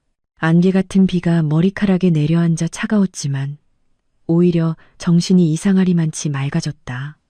나에게는 더 이상 물러설 곳이 없었고 물러서고 싶지도 않았다. 이 싸움은 단순히 재산이나 명예를 지키기 위한 것이 아니었다. 나와 내 아들의 목숨을 지키기 위한 싸움이었다. 나는 택시를 잡아 그 차가운 저택으로 돌아가며 속으로 다짐했다. 박지훈, 당신은 평생을 계산하며 살았겠지만 한 가지를 잊었어. 폭탄의 위력을 가장 잘 아는 사람은 바로 그 폭탄을 만든 사람이라는 걸. 지훈과 다솜이가 돌아왔을 때 집안 분위기는 장례식장처럼 암울했다. 다솜이는 힘겹게 걸었고 얼굴은 새하얗게 질려 있었으며 손으로 아랫배를 감싸고 있었다. 양수 검사가 순탄치 않았거나 적어도 그녀에게 육체적, 정신적 고통을 안겨준 것이 분명했다. 지우는 말없이 소파에 주저앉아 연거푸 술을 들이켰다. 그는 신속 검사 결과를 기다리고 있었다. 그 결과가 이 집에서 다솜이의 운명을 결정할 것이었다. 내가 계단을 내려오는 것을 본 그는 충혈된 눈을 들어 나를 쳐다봤다. 혐오감이 역력했다. 하지만 평소의 광기 어린 모습과는 달리 오늘 나는 단순한 흰색 원피스를 입고 머리를 단정하게 묶었으며 얼굴에는 이상할 정도로 평온함이 깃들어 있었다. 나는 지훈 앞으로 다가가 맞은편 의자에 조용히 앉았다. 지훈 씨, 우리 얘기 좀 할 수 있을까요? 내 목소리는 더 이상 더듬거리거나 망상에 사로잡혀 있지 않고 맑았다. 지훈은 약간 놀란 듯 술잔을 내려놓고 의심스러운 눈으로 나를 쳐다봤다. 제정신으로 돌아온 거야? 그가 비꼬는 투로 물었다. 나는 고개를 끄덕이며 힘없이 미소 지었다. 원장님이 처방해준 약을 며칠 먹었더니 머리가 많이 맑아졌어요. 많은 것들이 기억났고 내가 당신에게 짐이 되었다는 걸 깨달았어요. 나는 잠시 멈춰 그의 표정을 살폈다. 그의 얼굴 근육이 약간 풀리는 것을 보고 결정타를 날렸다. 이혼에 동의할게요. 서류에 서명하고 당신 뜻대로 요양원에 들어갈게요. 딱 한 가지만 부탁할게요. 마지막으로 가족을 위해 저녁 식사를 준비하게 해줘요. 아름다운 작별 인사라고 생각하고 나중에 하준이가 부모가 서로 증오하는 모습을 보지 않도록. 지우는 망연자실했다. 그는 모든 것이 이렇게 쉽게 해결될 줄은 몰랐다. 그는 강압적인 수단까지 생각하고 있었다. 하지만 이제 사냥감이 제 발로 덫에 걸어 들어온 것이다. 그의 의심은 절반으로 줄고 그 자리를 거대한 재산이 곧 자기 것이 된다는 미친 듯한 희열이 채웠다. 그는 승리의 미소를 애써 감추며 한숨을 쉬는 척했다. 당신이 그렇게 생각해 주니 다행이네. 나도 이런 걸 원했던 건 아니야. 다 당신 병 때문에. 알았어. 오늘 저녁은 당신이 준비해. 다솜이 덜어 도우라고 할게. 저녁 식사는 따뜻한 노란 조명 아래에서 이루어졌다. 식탁 위에는 지훈이 예전에 아주 좋아했던 음식들이 차려져 있었다. 된장찌개, 갈비찜, 잡채. 나는 식탁머리에 앉아 지훈과 하준이에게 음식을 덜어주었다. 마치 어떤 배신도 없었던 것처럼 다정한 몸짓이었다. 다솜이는 곁에 어색하게 서서 마지못해 시중드는 역할을 했다. 그녀는 나를 두려움과 질투가 섞인 눈으로 쳐다봤다. 지우는 맛있게 식사했다. 아마도 심리적 부담을 덜었기 때문이거나 혹은 이른 승리의 축배라고 생각했기 때문일 것이다. 많이 먹어요. 이 갈비찜은 오후부터 재워둔 거예요. 내가 부드러운 목소리로 말했다. 지우는 고개를 끄덕이며 입을 오물거렸다. 응, 오랜만에 당신이 제대로 된 밥상을 차렸네. 요양원 가서도 병 잘 고쳐. 하준이 데리고 자주 면회 갈게. 나는 미소 지었다. 마음은 얼음장처럼 차가웠다. 식사가 끝나고 지훈이 거실에서 담배를 피우는 동안 나는 설거지를 했다. 그의 기분은 눈에 띄게 들떠 있었다. 그는 변호사에게 전화해 내일 아침 이혼 및 재산 양도 서류를 준비하라고 지시했다. 나는 설거지를 했다. 물 흐르는 소리가 가슴 속에서 쿵쾅거리는 심장 소리를 감춰주었다. 다 마치고 나는 손을 닦고 거실로 나갔다. 나를 본 지우는 부엌으로 들어갔다가 잠시 후 오렌지 주스 한 잔을 들고 나왔다. 고급 유리잔에 담긴 신선한 오렌지 주스는 얇게 썬 오렌지 조각으로 장식되어 매우 먹음직스러워 보였다. 기운 차리게 마셔. 방금 내가 직접 짠 거야. 의사 선생님이 처방해준 비타민도 좀 탔어. 지훈이 내게 주스를 건넸다. 그는 나를 뚫어지게 쳐다봤다. 그 눈빛에는 잔인한 재촉이 담겨 있었다. 나는 이 주스에 비타민뿐만 아니라 그가 가진 신경안정제와 수면제가 치사량만큼 들어있다는 것을 알았다. 이 한 잔은 나를 깊은 잠에 빠지게 할 것이고 어쩌면 영원히 깨어나지 못하거나 깨어나더라도 영혼 없는 시체처럼 모든 기억을 잃은 상태일 것이었다. 그는 오늘 밤 내가 문제를 일으키지 않기를 바랐고 더 나아가 우울증으로 인한 자살로 위장할 현장을 만들고 싶어 했다. 나는 주스잔을 받아들었다. 그 차가움이 손끝으로 전해졌다. 코에 가져가 냄새를 맡았다. 진한 오렌지 향이 다른 모든 맛을 감추고 있었다. 나는 눈을 들어 지훈을 보며 뜬금없는 질문을 던졌다. 지훈 씨, 만약 시간을 되돌릴 수 있다면 그래도 나와 결혼했을까요? 지훈은 순간 움찔하더니 쓴웃음을 지었다. 갑자기 무슨 뚱딴지 같은 소리야. 빨리 마시고 잠이나 자. 나는 고개를 끄덕이고 잔을 입으로 가져갔다. 한 모금을 크게 머금었지만 삼키지 않았다. 입안에 그대로 머금었다. 약의 쓴맛이 혀끝에서 녹아내리기 시작했다. 나 속이 안 좋아.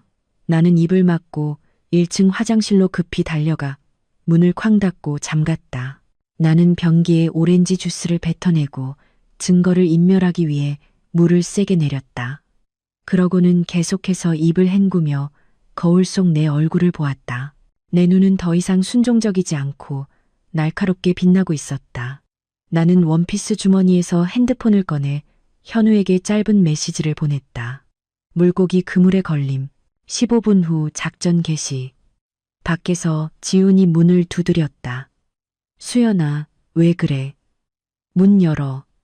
나는 일부러 헛구역질하는 소리를 내며 약에 취한 사람처럼 힘없고 어눌한 목소리로 소리쳤다. 나 너무 어지러워요. 여기서 좀 누워 있어야겠어. 들어오지 마요. 지우는 내 혀 꼬부라진 목소리를 듣고는 완전히 안심했다. 그는 중얼거렸다.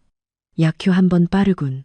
귀찮게 안 하고 저기서 뻗어 있으니 차라리 잘 됐지. 그의 발소리가 멀어졌다. 나는 문에 귀를 대고 그가 다솜이를 부르는 소리를 들었다. 저 여자 약에 취했어. 여보, 지하실로 내려가자.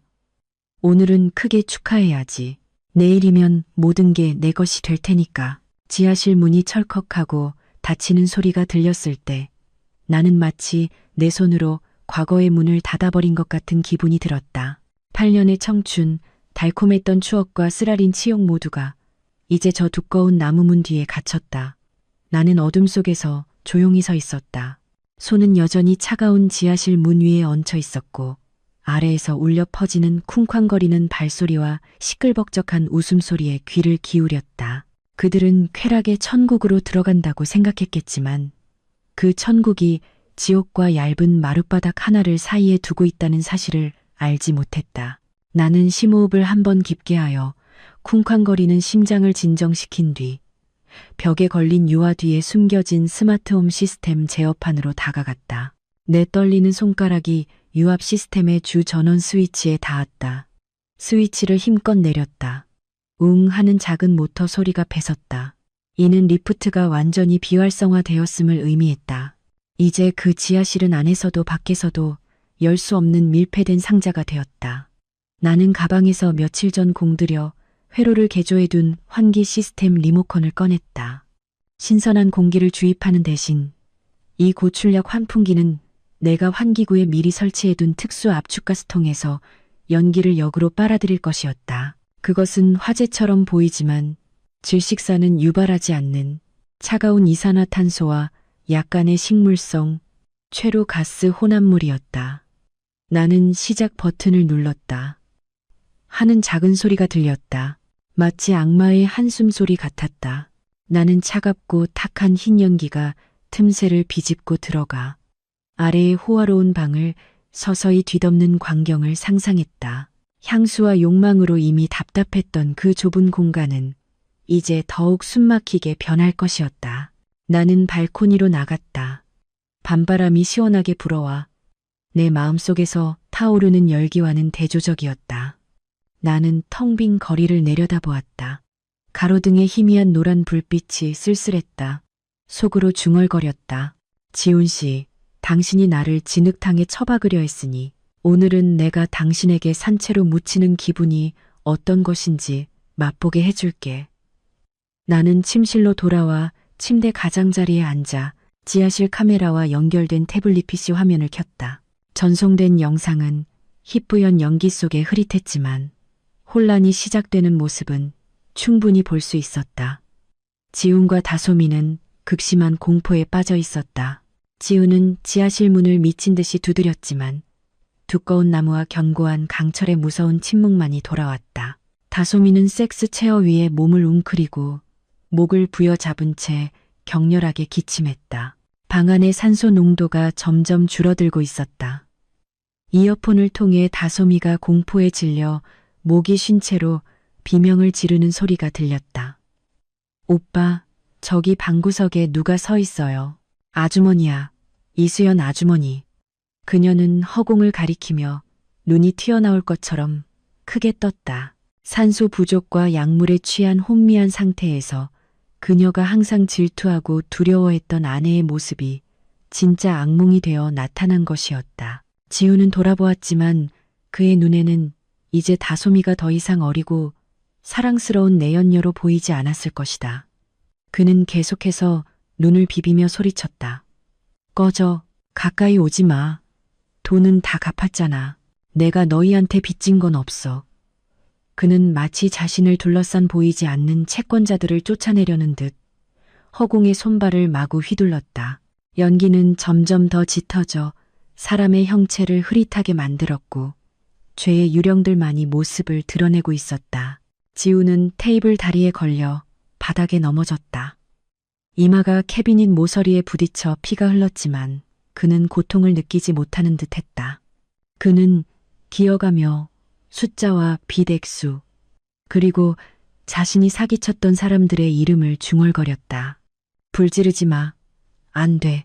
내가 그 특허 팔면 갚을 돈이 생긴다고.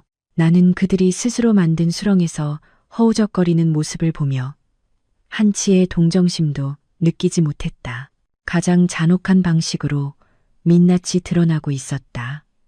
그들은 서로를 보지 못하고 오직 자신의 가장 큰 두려움만을 보고 있었다. 다솜이는 복수를 두려워했고 지우는 파산과 감옥을 두려워했다. 그들이 내 등 뒤에서 그토록 떠벌렸던 진정한 사랑, 소울메이트라는 것은 이제 담배 연기처럼 덧없이 삶과 죽음의 경계 앞에서 사라져 버렸다. 나는 물을 한 모금 마셨다. 맹물의 맛은 밋밋했지만 목구멍을 넘어갈 때는 어째서인지 씁쓸했다. 생존 본능이 가장 강하게 일어나는 순간은 인간성이 벗겨지고 야만적이고 이기적인 동물성만 남는 순간이었다. 연기로 자욱한 지하실에서 지우는 갑자기 방독면을 발견했다. 내가 잔혹한 미끼처럼 와인 진열장 안에 일부러 남겨둔 유일한 소품이었다. 그는 달려가 팔꿈치로 유리를 깨고 방독면을 움켜쥐었다. 하지만 다솜이도 그 희미한 희망의 빛을 보았다. 그녀는 달려들어 지훈의 손에서 방독면을 빼앗으려 했다. 이거나, 내가 네 남편이야. 네가 나한테 양보해야지. 지훈이 고함치며 다솜이의 배를 세게 찼다. 그는 한때 그토록 고대했던 후계자를 더 이상 기억하지 못했다. 지금은 자신의 목숨이 최우선이었다.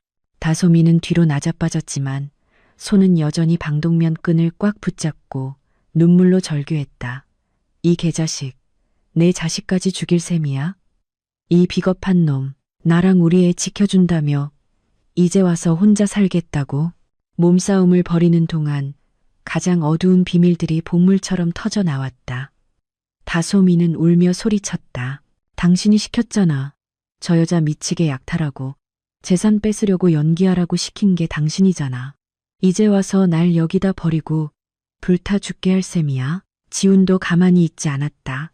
그는 다솜이의 뺨을 후려쳐 입가에서 피가 흐르게 했다. 입 닥쳐, 이 탐욕스러운 년아. 내가 모를 줄 알아? 네가 나한테 흥분제 먹여서 네 말 듣게 조종했잖아. 네 뱃속의 애가 내 애인지는 어떻게 알아? 혹시 동네 배달부 놈애 아니야? 그들의 모든 말이 녹음 시스템을 통해 단검보다 더 날카롭게 울려 퍼졌다.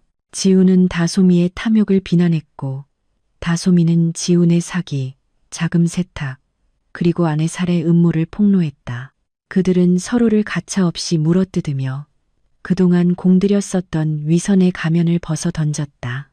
서로 잡아당기던 방독면은 결국 반으로 찢어져 그들의 썩어빠진 관계처럼 쓸모없는 쓰레기가 되었다. 나는 컴퓨터 화면을 보았다. 라이브 스트리밍 소프트웨어에는 방송 중이라는 상태가 표시되어 있었다. 연결은 안정적이었다. 지하실 영상은 연기 때문에 약간 흐릿했지만 거친 숨소리와 저속한 욕설까지 음향은 생생했다. 이 링크는 내가 신중하게 선정한 수신자 목록에 이미 전송되었다. 내 특허를 호시탐탐 노리던 경쟁사 이 사진, 지훈이 항상 모범적인 남편 행세를 하던 명품 신도시 주민, 온라인 카페, 그리고 가장 중요하게는 현우의 개인 이메일. 화면 속에서 지훈은 먼지와 피로 얼룩진 채 분노와 공포로 일그러진 얼굴로 다솜이에게 소리치고 있었다. 내가 은행 대출 서류를 위조했어. 이 집을 담보로 잡혔다고. 다 누구 때문에 한 짓인데. 너 때문에. 그런데 이제 와서 날 죽이겠다고? 다솜이는 머리카락이 헝클어지고 옷이 흐트러진 채 기침을 하며 절규했다. 이 사기꾼, 당신은 내 마누라도 속이고 나도 속였어. 부자라고 했잖아. 알고 보니 빚쟁이였잖아. 당신을 증오해. 나는 주민 카페 채팅창에 댓글이 올라오기 시작하는 것을 보았다. 놀라움, 분노, 혐오를 나타내는 이모티콘이 계속해서 나타났다. 세상에, 저 사람이 박 대표라고. 끔찍하다. 저런 짐승 같은 인간일 줄이야. 사모님이 너무 불쌍하다. 악마랑 몇 년을 산 거야. 지훈이 수년간 공들여 쌓아 올린 성공한 사업가. 행복한 가장의 이미지는 단 몇 분 만에 완전히 무너졌다. 그는 명예를 잃었을 뿐만 아니라 스스로 자신의 커리어에 사형 선고를 내린 것이었다. 경쟁사는 이 광경을 보고 즉시 모든 거래를 취소할 것이고 심지어 사기 혐의로 그를 역고소할 수도 있었다. 나는 이어폰을 벗어 책상에 내려놓았다. 이게 내가 당신에게 주는 마지막 선물이야, 지훈 씨. 유명해지고 싶었지. 세상 사람들의 존경을 받고 싶었지. 오늘 온 세상이 당신의 이름을 알게 될 거야. 가장 비열한 배신자의 이름으로. 컴퓨터 스피커에서 터져 나오는 비명과 기침 소리의 혼돈 속에서 나는 핸드폰을 들었다. 차가운 터치스크린 위로 손가락을 가볍게 스쳤다. 나는 지훈의 번호를 눌렀다. 지난 10년간 외울 정도로 익숙해진 그 번호. 한때 늦은 오후면 애타게 기다렸던 그 번호. 전화벨 소리가 연기로 자욱한 지하실의 좁은 공간에 기괴하고 날카롭게 울려 퍼졌다. 카메라 화면을 통해 나는 지훈이 소스라치게 놀라는 것을 보았다. 그는 마치 저승사자의 부름을 들은 것처럼 넉나간 표정으로 주위를 둘러보았다. 공황과 환각 속에서 전화벨 소리는 그를 현실에 붙들어 매는 유일한 구원의 소리가 되었다. 지훈은 피와 먼지로 더러워진 손으로 바닥을 더듬거리며 빛나는 핸드폰을 움켜쥐었다. 그는 그것을 귀에 대고 갈라지고 부서진 목소리로 말했다. 여보세요. 누구세요? 살려주세요. 불이 났어요. 제 아내가 미쳤어요. 집을 불태우고 있어요. 나는 침실의 안락한 의자에 앉아 물을 한 모금 마셨다. 차가운 물이 목구멍을 타고 내려가며 마지막 남은 일말의 연민을 잠재웠다. 나는 입을 열었다. 내 목소리는 바람처럼 가볍고 평온했지만 심장을 해부하는 수술용 칼날처럼 날카로웠다. 여보, 지금 누구더러 미쳤다고 하는 거예요? 오늘 의사 선생님 놀이는 재미있었어요? 전화기 저편은 침묵에 잠겼다. 거친 숨소리와 뒤에서 들려오는 다소미의 신음 소리만이 들렸다. 지훈은 내 목소리를 알아차린 듯했다. 지난 몇 달간 그가 봐왔던 미치고 순진한 아내의 목소리가 아니었다. 8년 전에 똑똑하고 날카로웠던 수연의 목소리였다. 그는 말을 더듬었고 이가 딱딱 부딪혔다. 당신 약 안 마셨어? 수연아, 대체 무슨 짓이야? 문 열어. 제발 문 열어줘. 나 죽을 것 같아. 나는 나지막이 웃었다. 씁쓸한 웃음이 넓은 방에 울려 퍼졌다. 죽는 게 무서워요. 지훈 씨, 당신이 내 우유에 독을 탈 때 나도 죽는 게 무서울 거라고 생각은 해봤어요. 당신이 그 내연녀랑 나를 정신병원에 쳐넣고 재산을 팔아치울 계획을 짤 때 내 기분은 생각이나 해봤냐고. 내 질문 하나하나가 산소 부족으로 마비된 그의 뇌리에 못처럼 박혔다. 그는 애원에서 협박으로 태도를 바꾸며 소리쳤다. 이 악독한 년, 너 살인하면 평생 감옥에서 썩을 거야. 당장 문 열어. 나는 화면을 보았다. 그가 핸드폰을 벽에 던지려 애썼지만 힘이 하나도 남아있지 않았다. 나는 연결을 끊기 전 마지막 말을 속삭였다. 걱정 마, 내 사랑. 나는 법을 준수하는 시민이야. 사람 안 죽여. 그냥 당신들이 서로의 진짜 얼굴을 똑똑히 보게 도와주는 것뿐이야. 진정한 사랑의 마지막 순간을 마음껏 즐기시길. 나는 전화를 끊고 그를 절망의 구렁텅이에 남겨두었다. 죽음이 임박한 지하실의 어둠 속에서 화려한 가면이 벗겨지고 인간의 적나라하고 잔인한 본성만이 남았다. 15분 후 부촌의 고요함은 요란한 사이렌 소리에 의해 깨졌다. 경찰차와 소방차의 청적색 경광등이 높은 담장과 굳게 닫힌 대문 위로 어지럽게 번졌다. 평소에는 폐쇄적으로 살던 이웃들도 궁금증과 두려움이 섞인 얼굴로 길거리로 쏟아져 나와 웅성거렸다. 나는 2층 발코니에 서서 아래의 혼란스러운 광경을 내려다보았다.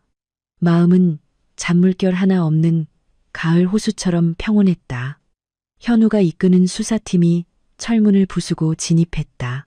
나무 문을 내리치는 해머 소리가 쿵쿵 울리며 거짓된 제국의 종말을 알렸다. 나는 1층으로 달려내려가 철저하게 연습한 공황 상태의 표정으로 현관문을 열었다. 현우는 나를 보고 안심시키듯 은밀하게 고개를 끄덕였다. 모든 게 끝났어. 소방대원들이 내 지시에 따라 재빨리 지하실 문 위치로 접근했다. 저 아래에 제 남편과 가사도우미가 갇혔어요. 연기가 너무 심해요. 제발 그들을 구해주세요. 지하실 문이 뜯겨 열리자 사실은 차가운 냉기와 특수 효과용 연기였던 흰 연기 기둥이 솟구쳐 올랐다. 산소 마스크를 쓴 소방관들이 아래로 내려갔고 불과 몇 분 후 서로를 핥히어 온몸이 긁힌 상처투성이인 채 축 늘어진 두 사람을 들쳐매고 올라왔다. 다솜이는 공포와 탈진으로 이미 기절해 있었고 지우는 약간의 의식은 남아 있었지만 눈은 뒤집혀 흰자위만 보였다. 그는 주위를 둘러보며 의미 없는 말을 중얼거리고 보이지 않는 유령을 쫓아내려는 듯 허공에 손발을 휘저었다. 그 광경에 문 밖에서 구경하던 이웃들은 경악하며 입을 막았다. 주민회의 때마다 도덕적인 말을 늘어놓던 그 위험 있고 성공한 남자가 이제는 막다른 골목에 몰린 야수와 다를 바 없었다. 구급차가 이미 대기하고 있었다. 의료진이 신속하게 응급처치를 하고 그들을 들것에 실었다. 몇몇 마음씨 좋은 이웃이 다가와 내 안부를 물었다. 그들은 연민 가득한 눈으로 나를 보았다. 저렇게 착한 수연 씨가 저런 짐승 같은 남편을 만나다니 안 됐어. 정말 다행이야. 저런 화재였으면 모자가 다 죽을 뻔했잖아.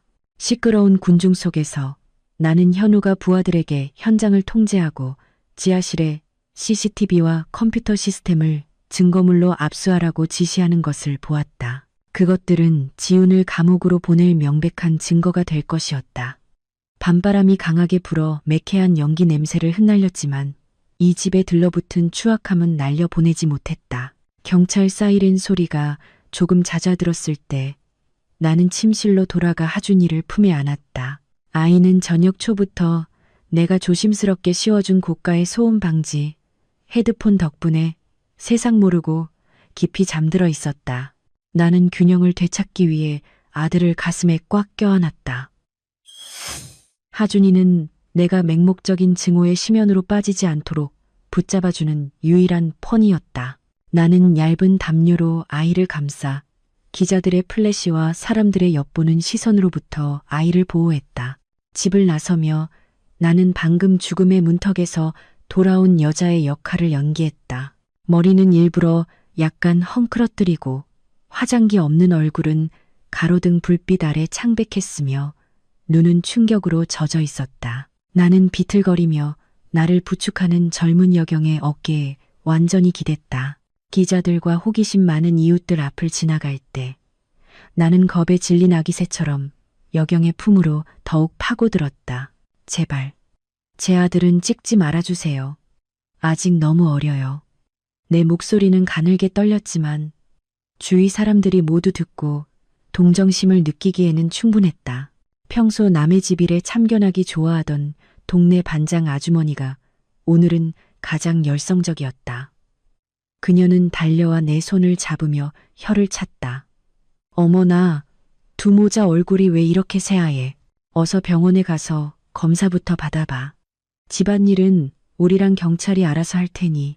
나는 고개를 끄덕이며 눈물을 흘렸다. 아주머니, 감사해요. 너무 무서웠어요. 그 사람들이 집을 불태우려고 했어요. 우리 모자를 죽이겠다고 했어요. 내가 던진 의미심장한 말은 마른 지푸라기 더미에 던져진 불씨처럼 군중의 분노를 격렬하게 타오르게 했다. 사람들은 지훈과 다솜이를 더욱 심하게 욕하기 시작했다. 구급차에 올라타자 사이렌 소리가 울려 퍼졌다. 나는 뒷유리창 너머로 보았다. 한때 우리 부부의 자부심이었던 4층짜리 웅장한 집이 이제는 경찰의 노란 통제선에 둘러싸인 채 어두운 밤 속에 외롭게 서 있었다. 그것은 수많은 거짓으로 가득 찼던 8년간의 결혼 생활을 묻은 무덤 같았다. 나는 고개를 숙여 하준이를 보았다. 아이는 잠결에 뒤척이며 작은 손으로 내 손가락을 꽉 쥐었다. 나는 아들의 이마에 가볍게 입맞추며 속삭였다. 이런 모습을 보게 해서 미안해, 아들. 하지만 약속할게. 이제부터 내 하늘에는 평화만이 가득할 거야. 나는 눈을 감고 차창에 머리를 기댔다. 울퉁불퉁한 길 위를 달리는 차의 진동을 느끼며 나의 완벽한 피해자 연기는 성공했지만 마음속 깊은 곳에서는 이 상처가 완전히 아물기까지 아주 오랜 시간이 걸릴 것이라는 것을 알았다. 다음 날 아침, 내가 경과를 지켜보기 위해 입원한 병원은 사람들로 북적였다. 재벌 사업가가 아내와 아들을 가두고 내연녀와 함께 방화를 시도했다는 뉴스는 SNS를 통해 순식간에 퍼져나가 모든 대화의 중심이 되었다. 기자들은 특종 사진이나 단독 인터뷰를 노리며 복도를 가득 메우고 있었다. 나는 링거를 맞으며 병상에 누워 있었다. 얼굴에는 여전히 충격과 피로의 기색이 역력했다. 하준이는 이 여론의 폭풍에서 멀리 떨어져 있도록 외할머니가 데려가셨다. 병실 문이 열리고 고급 검은색 정장을 입은 중년 남성이 걱정스러운 표정으로 들어왔다. 그는 지훈이 내 특허를 팔려고 했던 큰손, 최 회장이었다. 그는 건장한 경호원 2명을 대동하고 값비싼 수입 과일 바구니를 들고 있었다. 나를 보자마자 그는 어색한 사교용 미소를 지었다. 이 팀장님, 집안에 안 좋은 일이 있었다고 듣고 바로 찾아왔습니다. 몸은 좀 어떠십니까? 그는 과일 바구니를 테이블에 내려놓고 경호원에게 문을 닫으라고 지시하여 밖에 호기심 어린 시선들을 차단했다. 최 회장은 의자를 끌어당겨 침대 옆에 앉아 계산적인 어조로 목소리를 낮췄다. 박 사장 일은 참 안타깝게 됐습니다. 하지만 아시잖습니까? 집안일은 조용히 처리하는 게 좋습니다. 일이 시끄러워져서 회사 이미지에 타격을 주고 주가가 떨어지면 이 팀장님과 아드님에게도 손해일 뿐입니다. 그는 내 쪽으로 두툼한 봉투를 밀어놓으며 탐색하는 눈빛으로 나를 보았다. 이건 제 작은 성의입니다. 경찰 진술을 다시 한번 생각해 주시길 바랍니다. 그냥 전기합선 사고였다고 말씀하십시오. 박 사장은 제가 잘 처리해서 감형받고 심리치료를 받도록 하겠습니다. 나는 테이블 위의 봉투를 보고 최 회장의 눈을 똑바로 쳐다보았다. 마음속에서 경멸감이 솟구쳤다. 이 돈 많은 인간들은 언제나 모든 것을, 심지어 진실과 정의까지도 돈으로 살 수 있다고 생각했다. 나는 천천히 몸을 일으켜 링거 바늘을 팔에서 뽑았다. 피가 조금 흘렀지만 신경 쓰지 않았다. 나는 핸드폰을 들어 지난주 지훈과 그가 나눈 대화 녹음 파일을 틀었다. 지훈의 컴퓨터에서 확보한 파일이었다. 최 회장의 목소리가 선명하게 울려 퍼졌다. 박 사장은 자네 아내 정신감정서나 잘 챙기게. 일이 끝나면 계약금 30%를 해외 계좌로 먼저 보내주겠네. 최 회장의 얼굴에서 핏기가 가셨다. 그는 더듬거렸다. 당신 이걸 어디서? 나는 차갑게 미소 지으며 밖에서 소식을 기다리고 있던 한 경제 전문 기자 그룹에게 그 녹음 파일을 전송했다. 최 회장님, 저는 회장님의 돈이 필요 없습니다. 저는 회장님께서 재산 강탈 공모 혐의에 대해 법의 심판을 받으시길 원합니다. 나는 문 밖을 향해 목소리를 높였다. 기자님들, 들어오세요. 제가 공개할 중요한 증거가 있습니다. 병실 문이 활짝 열리고 플래시가 쉴 새 없이 터졌다. 최 회장은 그 자리에 얼어붙었다. 자신이 한때 집에서 살림이나 하는 여자라고 무시했던 한 여성에 빠져나갈 길 없는 덫에 걸렸다는 것을 깨달았다. 차가운 방음벽으로 둘러싸인 취조실. 창백한 백색 조명이 지훈의 초췌한 얼굴 위로 쏟아졌다. 의사들의 해독 치료와 신경 안정제 투여 후 그는 제정신을 차렸다. 하지만 한때 위풍당당했던 대표이사의 모습은 온데간데 없었다. 그는 쇠의자에 웅크리고 앉아 두 손은 책상의 수갑으로 단단히 채워져 있었다. 충혈된 눈은 희망 없는 탈출구를 찾는 듯 불안하게 주위를 둘러보았다. 현우는 맞은편에 앉아 차분한 태도로 두꺼운 서류 파일을 한 장씩 넘겼다. 조용한 공간에 종이 넘어가는 소리만이 건조하게 울렸다. 처음 지훈은 모든 혐의를 완강히 부인했다. 그는 목에 핏대를 세우며 모든 책임을 다솜이에게 떠넘겼다. 젊은 가사도우미에게 유혹당했고 그녀가 건넨 수상한 약에 홀려 정신이 나갔었다며 자신은 정교한 꽃뱀 사기의 피해자일 뿐이라고 주장했다.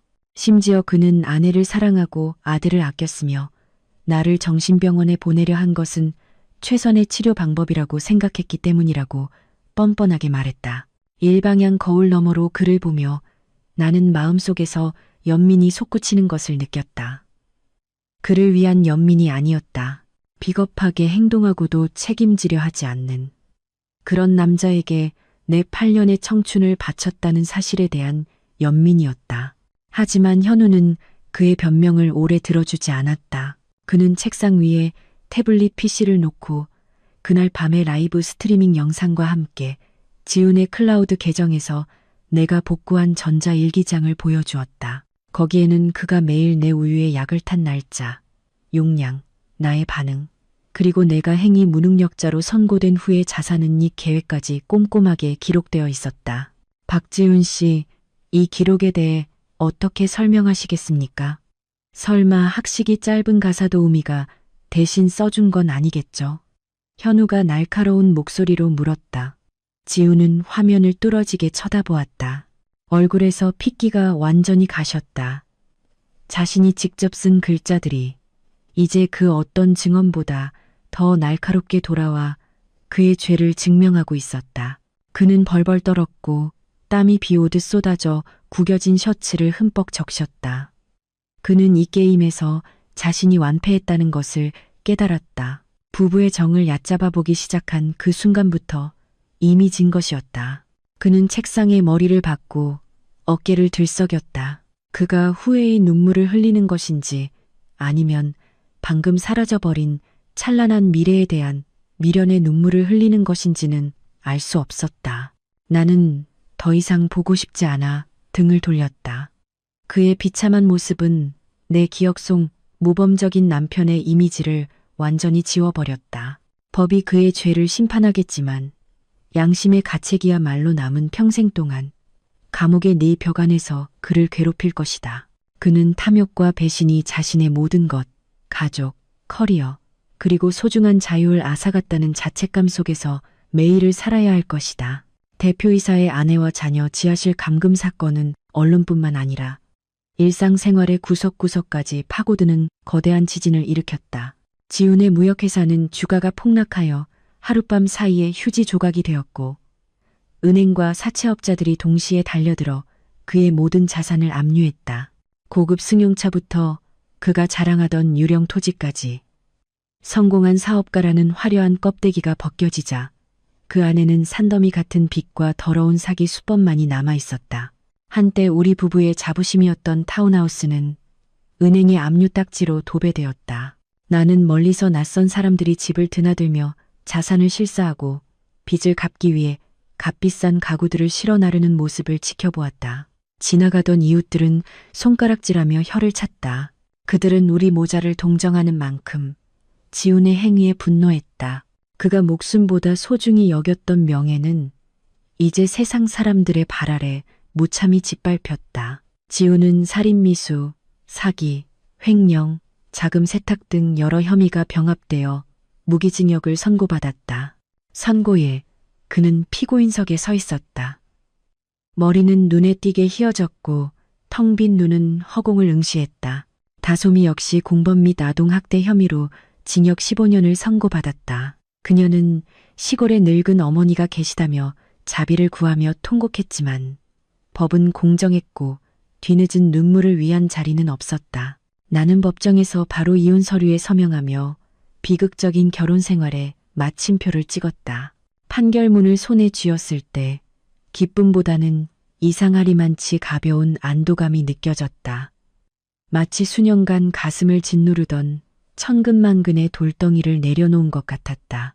나는 하준이의 손을 잡고 법원을 나섰다. 저녁 노을이 벽돌 바닥에 비쳐 우리 모자의 그림자를 길게 늘어뜨렸다. 오늘부터 우리에게는 넓은 집도 기사가 딸린 차도 없지만 그 어떤 돈으로도 살 수 없는 소중한 자산인 자유와 평화가 있었다. 지훈의 허상 제국은 무너졌지만 그 폐허 위에서 우리 모자의 삶은 그 어느 때보다 강하게 다시 싹틀 것이었다. 모든 법적 의무를 이행하고 내 개인 저축으로 지훈을 대신해 빚의 일부를 갚은 후 나와 하준이는 서울 외곽의 작은 임대 아파트로 이사했다. 새로운 삶은 수많은 걱정거리와 함께 시작되었지만 그 작은 집에는 늘 아이의 웃음소리가 가득했다. 이전에는 계산과 의심에 묻혀버렸던 소리였다. 나는 많은 사람들이 조언하는 것처럼 빵집을 열거나 자선 활동을 하며 위안을 찾지 않았다. 나는 과학자였고 나 자신을 치유하는 가장 좋은 방법은 잊혔던 열정으로 돌아가는 것이라고 믿었다. 나는 얼마 남지 않은 자본과 몇몇 옛 동료들의 도움으로 지혜라는 이름의 작은 연구소를 열었다. 우리는 값비싼 신약을 만드는 야심 대신 가난한 여성들도 쉽게 접근할 수 있도록 저비용으로 산후심리 장애 및 경증, 우울증 치료를 돕는 보조 의약품 연구에 집중했다. 미친 척하며 사회와 가족에게 고립되는 기분을 맛보았던 그 시간들이 나에게 이 길을 추구할 동기를 주었다. 매일 나는 시험관과 복잡한 화학 공식에 파묻혀 지냈다. 다른 사람에게는 역겨울 수 있는 진한 화학 약품 냄새가 나에게는 생명과 희망의 냄새였다. 나는 침전물이 생기고 색이 변하는 화학 반응을 보며 마치 내 인생이 변화하는 것을 보는 듯한 평온함을 찾았다. 나는 더 이상 지운을 원망하지도 다소미를 증오하지도 않았다. 그들은 과거의 데이터이자 내 인생의 공식을 완성하는 데 도움을 준 값비싼 교훈이 되었다. 현우는 여전히 자주 우리 모자를 찾아왔다. 때로는 하준이에게 새 장난감을 사다 주었고 때로는 고장난 전구를 갈아주었다. 그는 미사여구를 늘어놓지 않고 그저 묵묵히 곁에 있어주며 든든한 버팀목이 되어주었다. 우리는 연애에 대해 이야기한 적은 없지만 서로를 바라보는 눈빛 속에서 우리 둘 다 기다리고 있다는 것을 알았다. 오래된 상처가 완전히 아물기를, 내 영혼이 더 진실하고 소박한 새로운 행복을 받아들일 만큼 고요해지기를. 3년 후 여름날의 햇살과 바람이 가득한 부산 해운대 해변. 나는 고운 백사장에 앉아 이제 8살이 되어 키가 크고 까무잡잡해진 하준이가 하얀 파도를 따라 소리치며 뛰어다니는 모습을 바라보았다. 아들의 웃음소리가 파도 소리와 어우러져 평화롭고 아름다운 음악을 만들어냈다. 바닷바람이 내 머리카락을 흩날리며 과거의 마지막 먼지를 씻어내는 듯한 익숙한 짠내를 실어왔다. 오늘 아침 교도소에서 전화가 왔다. 지훈이 어젯밤 뇌졸중으로 사망했다는 소식이었다. 듣자 하니 그는 감옥에서도 담배를 끊지 못했고 후회와 불안감 속에서 항상 긴장하며 살았다고 했다. 핸드폰을 손에 쥔 채 나는 한동안 말이 없었다. 눈물도 미소도 없었다. 그저 가슴에서 새어나오는 조용한 한숨만이 있었다. 그의 죽음은 내 인생이라는 슬픈 책의 마지막 마침표였다. 해피엔딩은 아니지만 공정한 결말이었다. 나는 하준이를 불러 이마에 땀을 닦아주었다. 아이는 맑은 눈으로 나를 보았다. 엄마, 왜 슬퍼 보여요? 나는 미소 지으며 고개를 저었다. 엄마 안 슬퍼. 그냥 화학 반응에 대해 생각하고 있었어, 아들. 나는 아들의 작은 손을 잡고 끝없이 펼쳐진 바다를 가리켰다. 있잖아, 인생도 커다란 실험과 같아. 때로는 불순물을 만나기도 하고 폭발하거나 고통스러운 반응을 겪기도 해. 하지만 바로 그 혹독한 정제 과정을 거쳐야만 찌꺼기가 걸러지고 가장 순수한 결정만 남게 되는 거야. 지우는 내 인생의 불순물이자 오차였다. 하지만 그 오차 덕분에 나는 내 행복에 정확한 해답을 찾을 수 있었다. 그것은 자유, 아들의 미소, 그리고 내가 매일 하는 의미 있는 일이었다. 나는 일어나 옷에 묻은 모래를 털고 맑은 공기를 가슴 깊이 들이마셨다. 멀리서 해가 서서히 지고 있었고 하늘 한쪽을 눈부시게 붉게 물들이고 있었다. 내일이면 다시 동이 틀 것이다. 그리고 나는 행복의 화학 반응이 이제야 비로소 결정체를 이루기 시작했음을 알았다. 여러분, 인생은 강과 같아서 굽이치는 곳도 있고 여울이 거센 곳도 있지만 결국에는 모두 평화로운 큰 바다로 흘러갑니다. 복수는 일시적인 통쾌함을 줄 수 있지만 용서와 내려놓음이야말로 영원한 치유제입니다. 여기서의 용서는 악을 용납하는 것이 아니라 증오라는 족쇄로부터 자신의 영혼을 해방시키는 것입니다.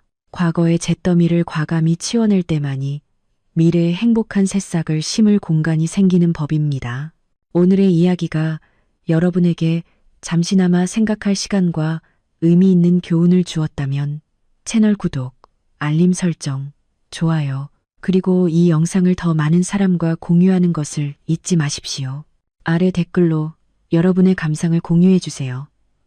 시간을 내어 들어주셔서 감사합니다. 다음 이야기에서 다시 뵙겠습니다.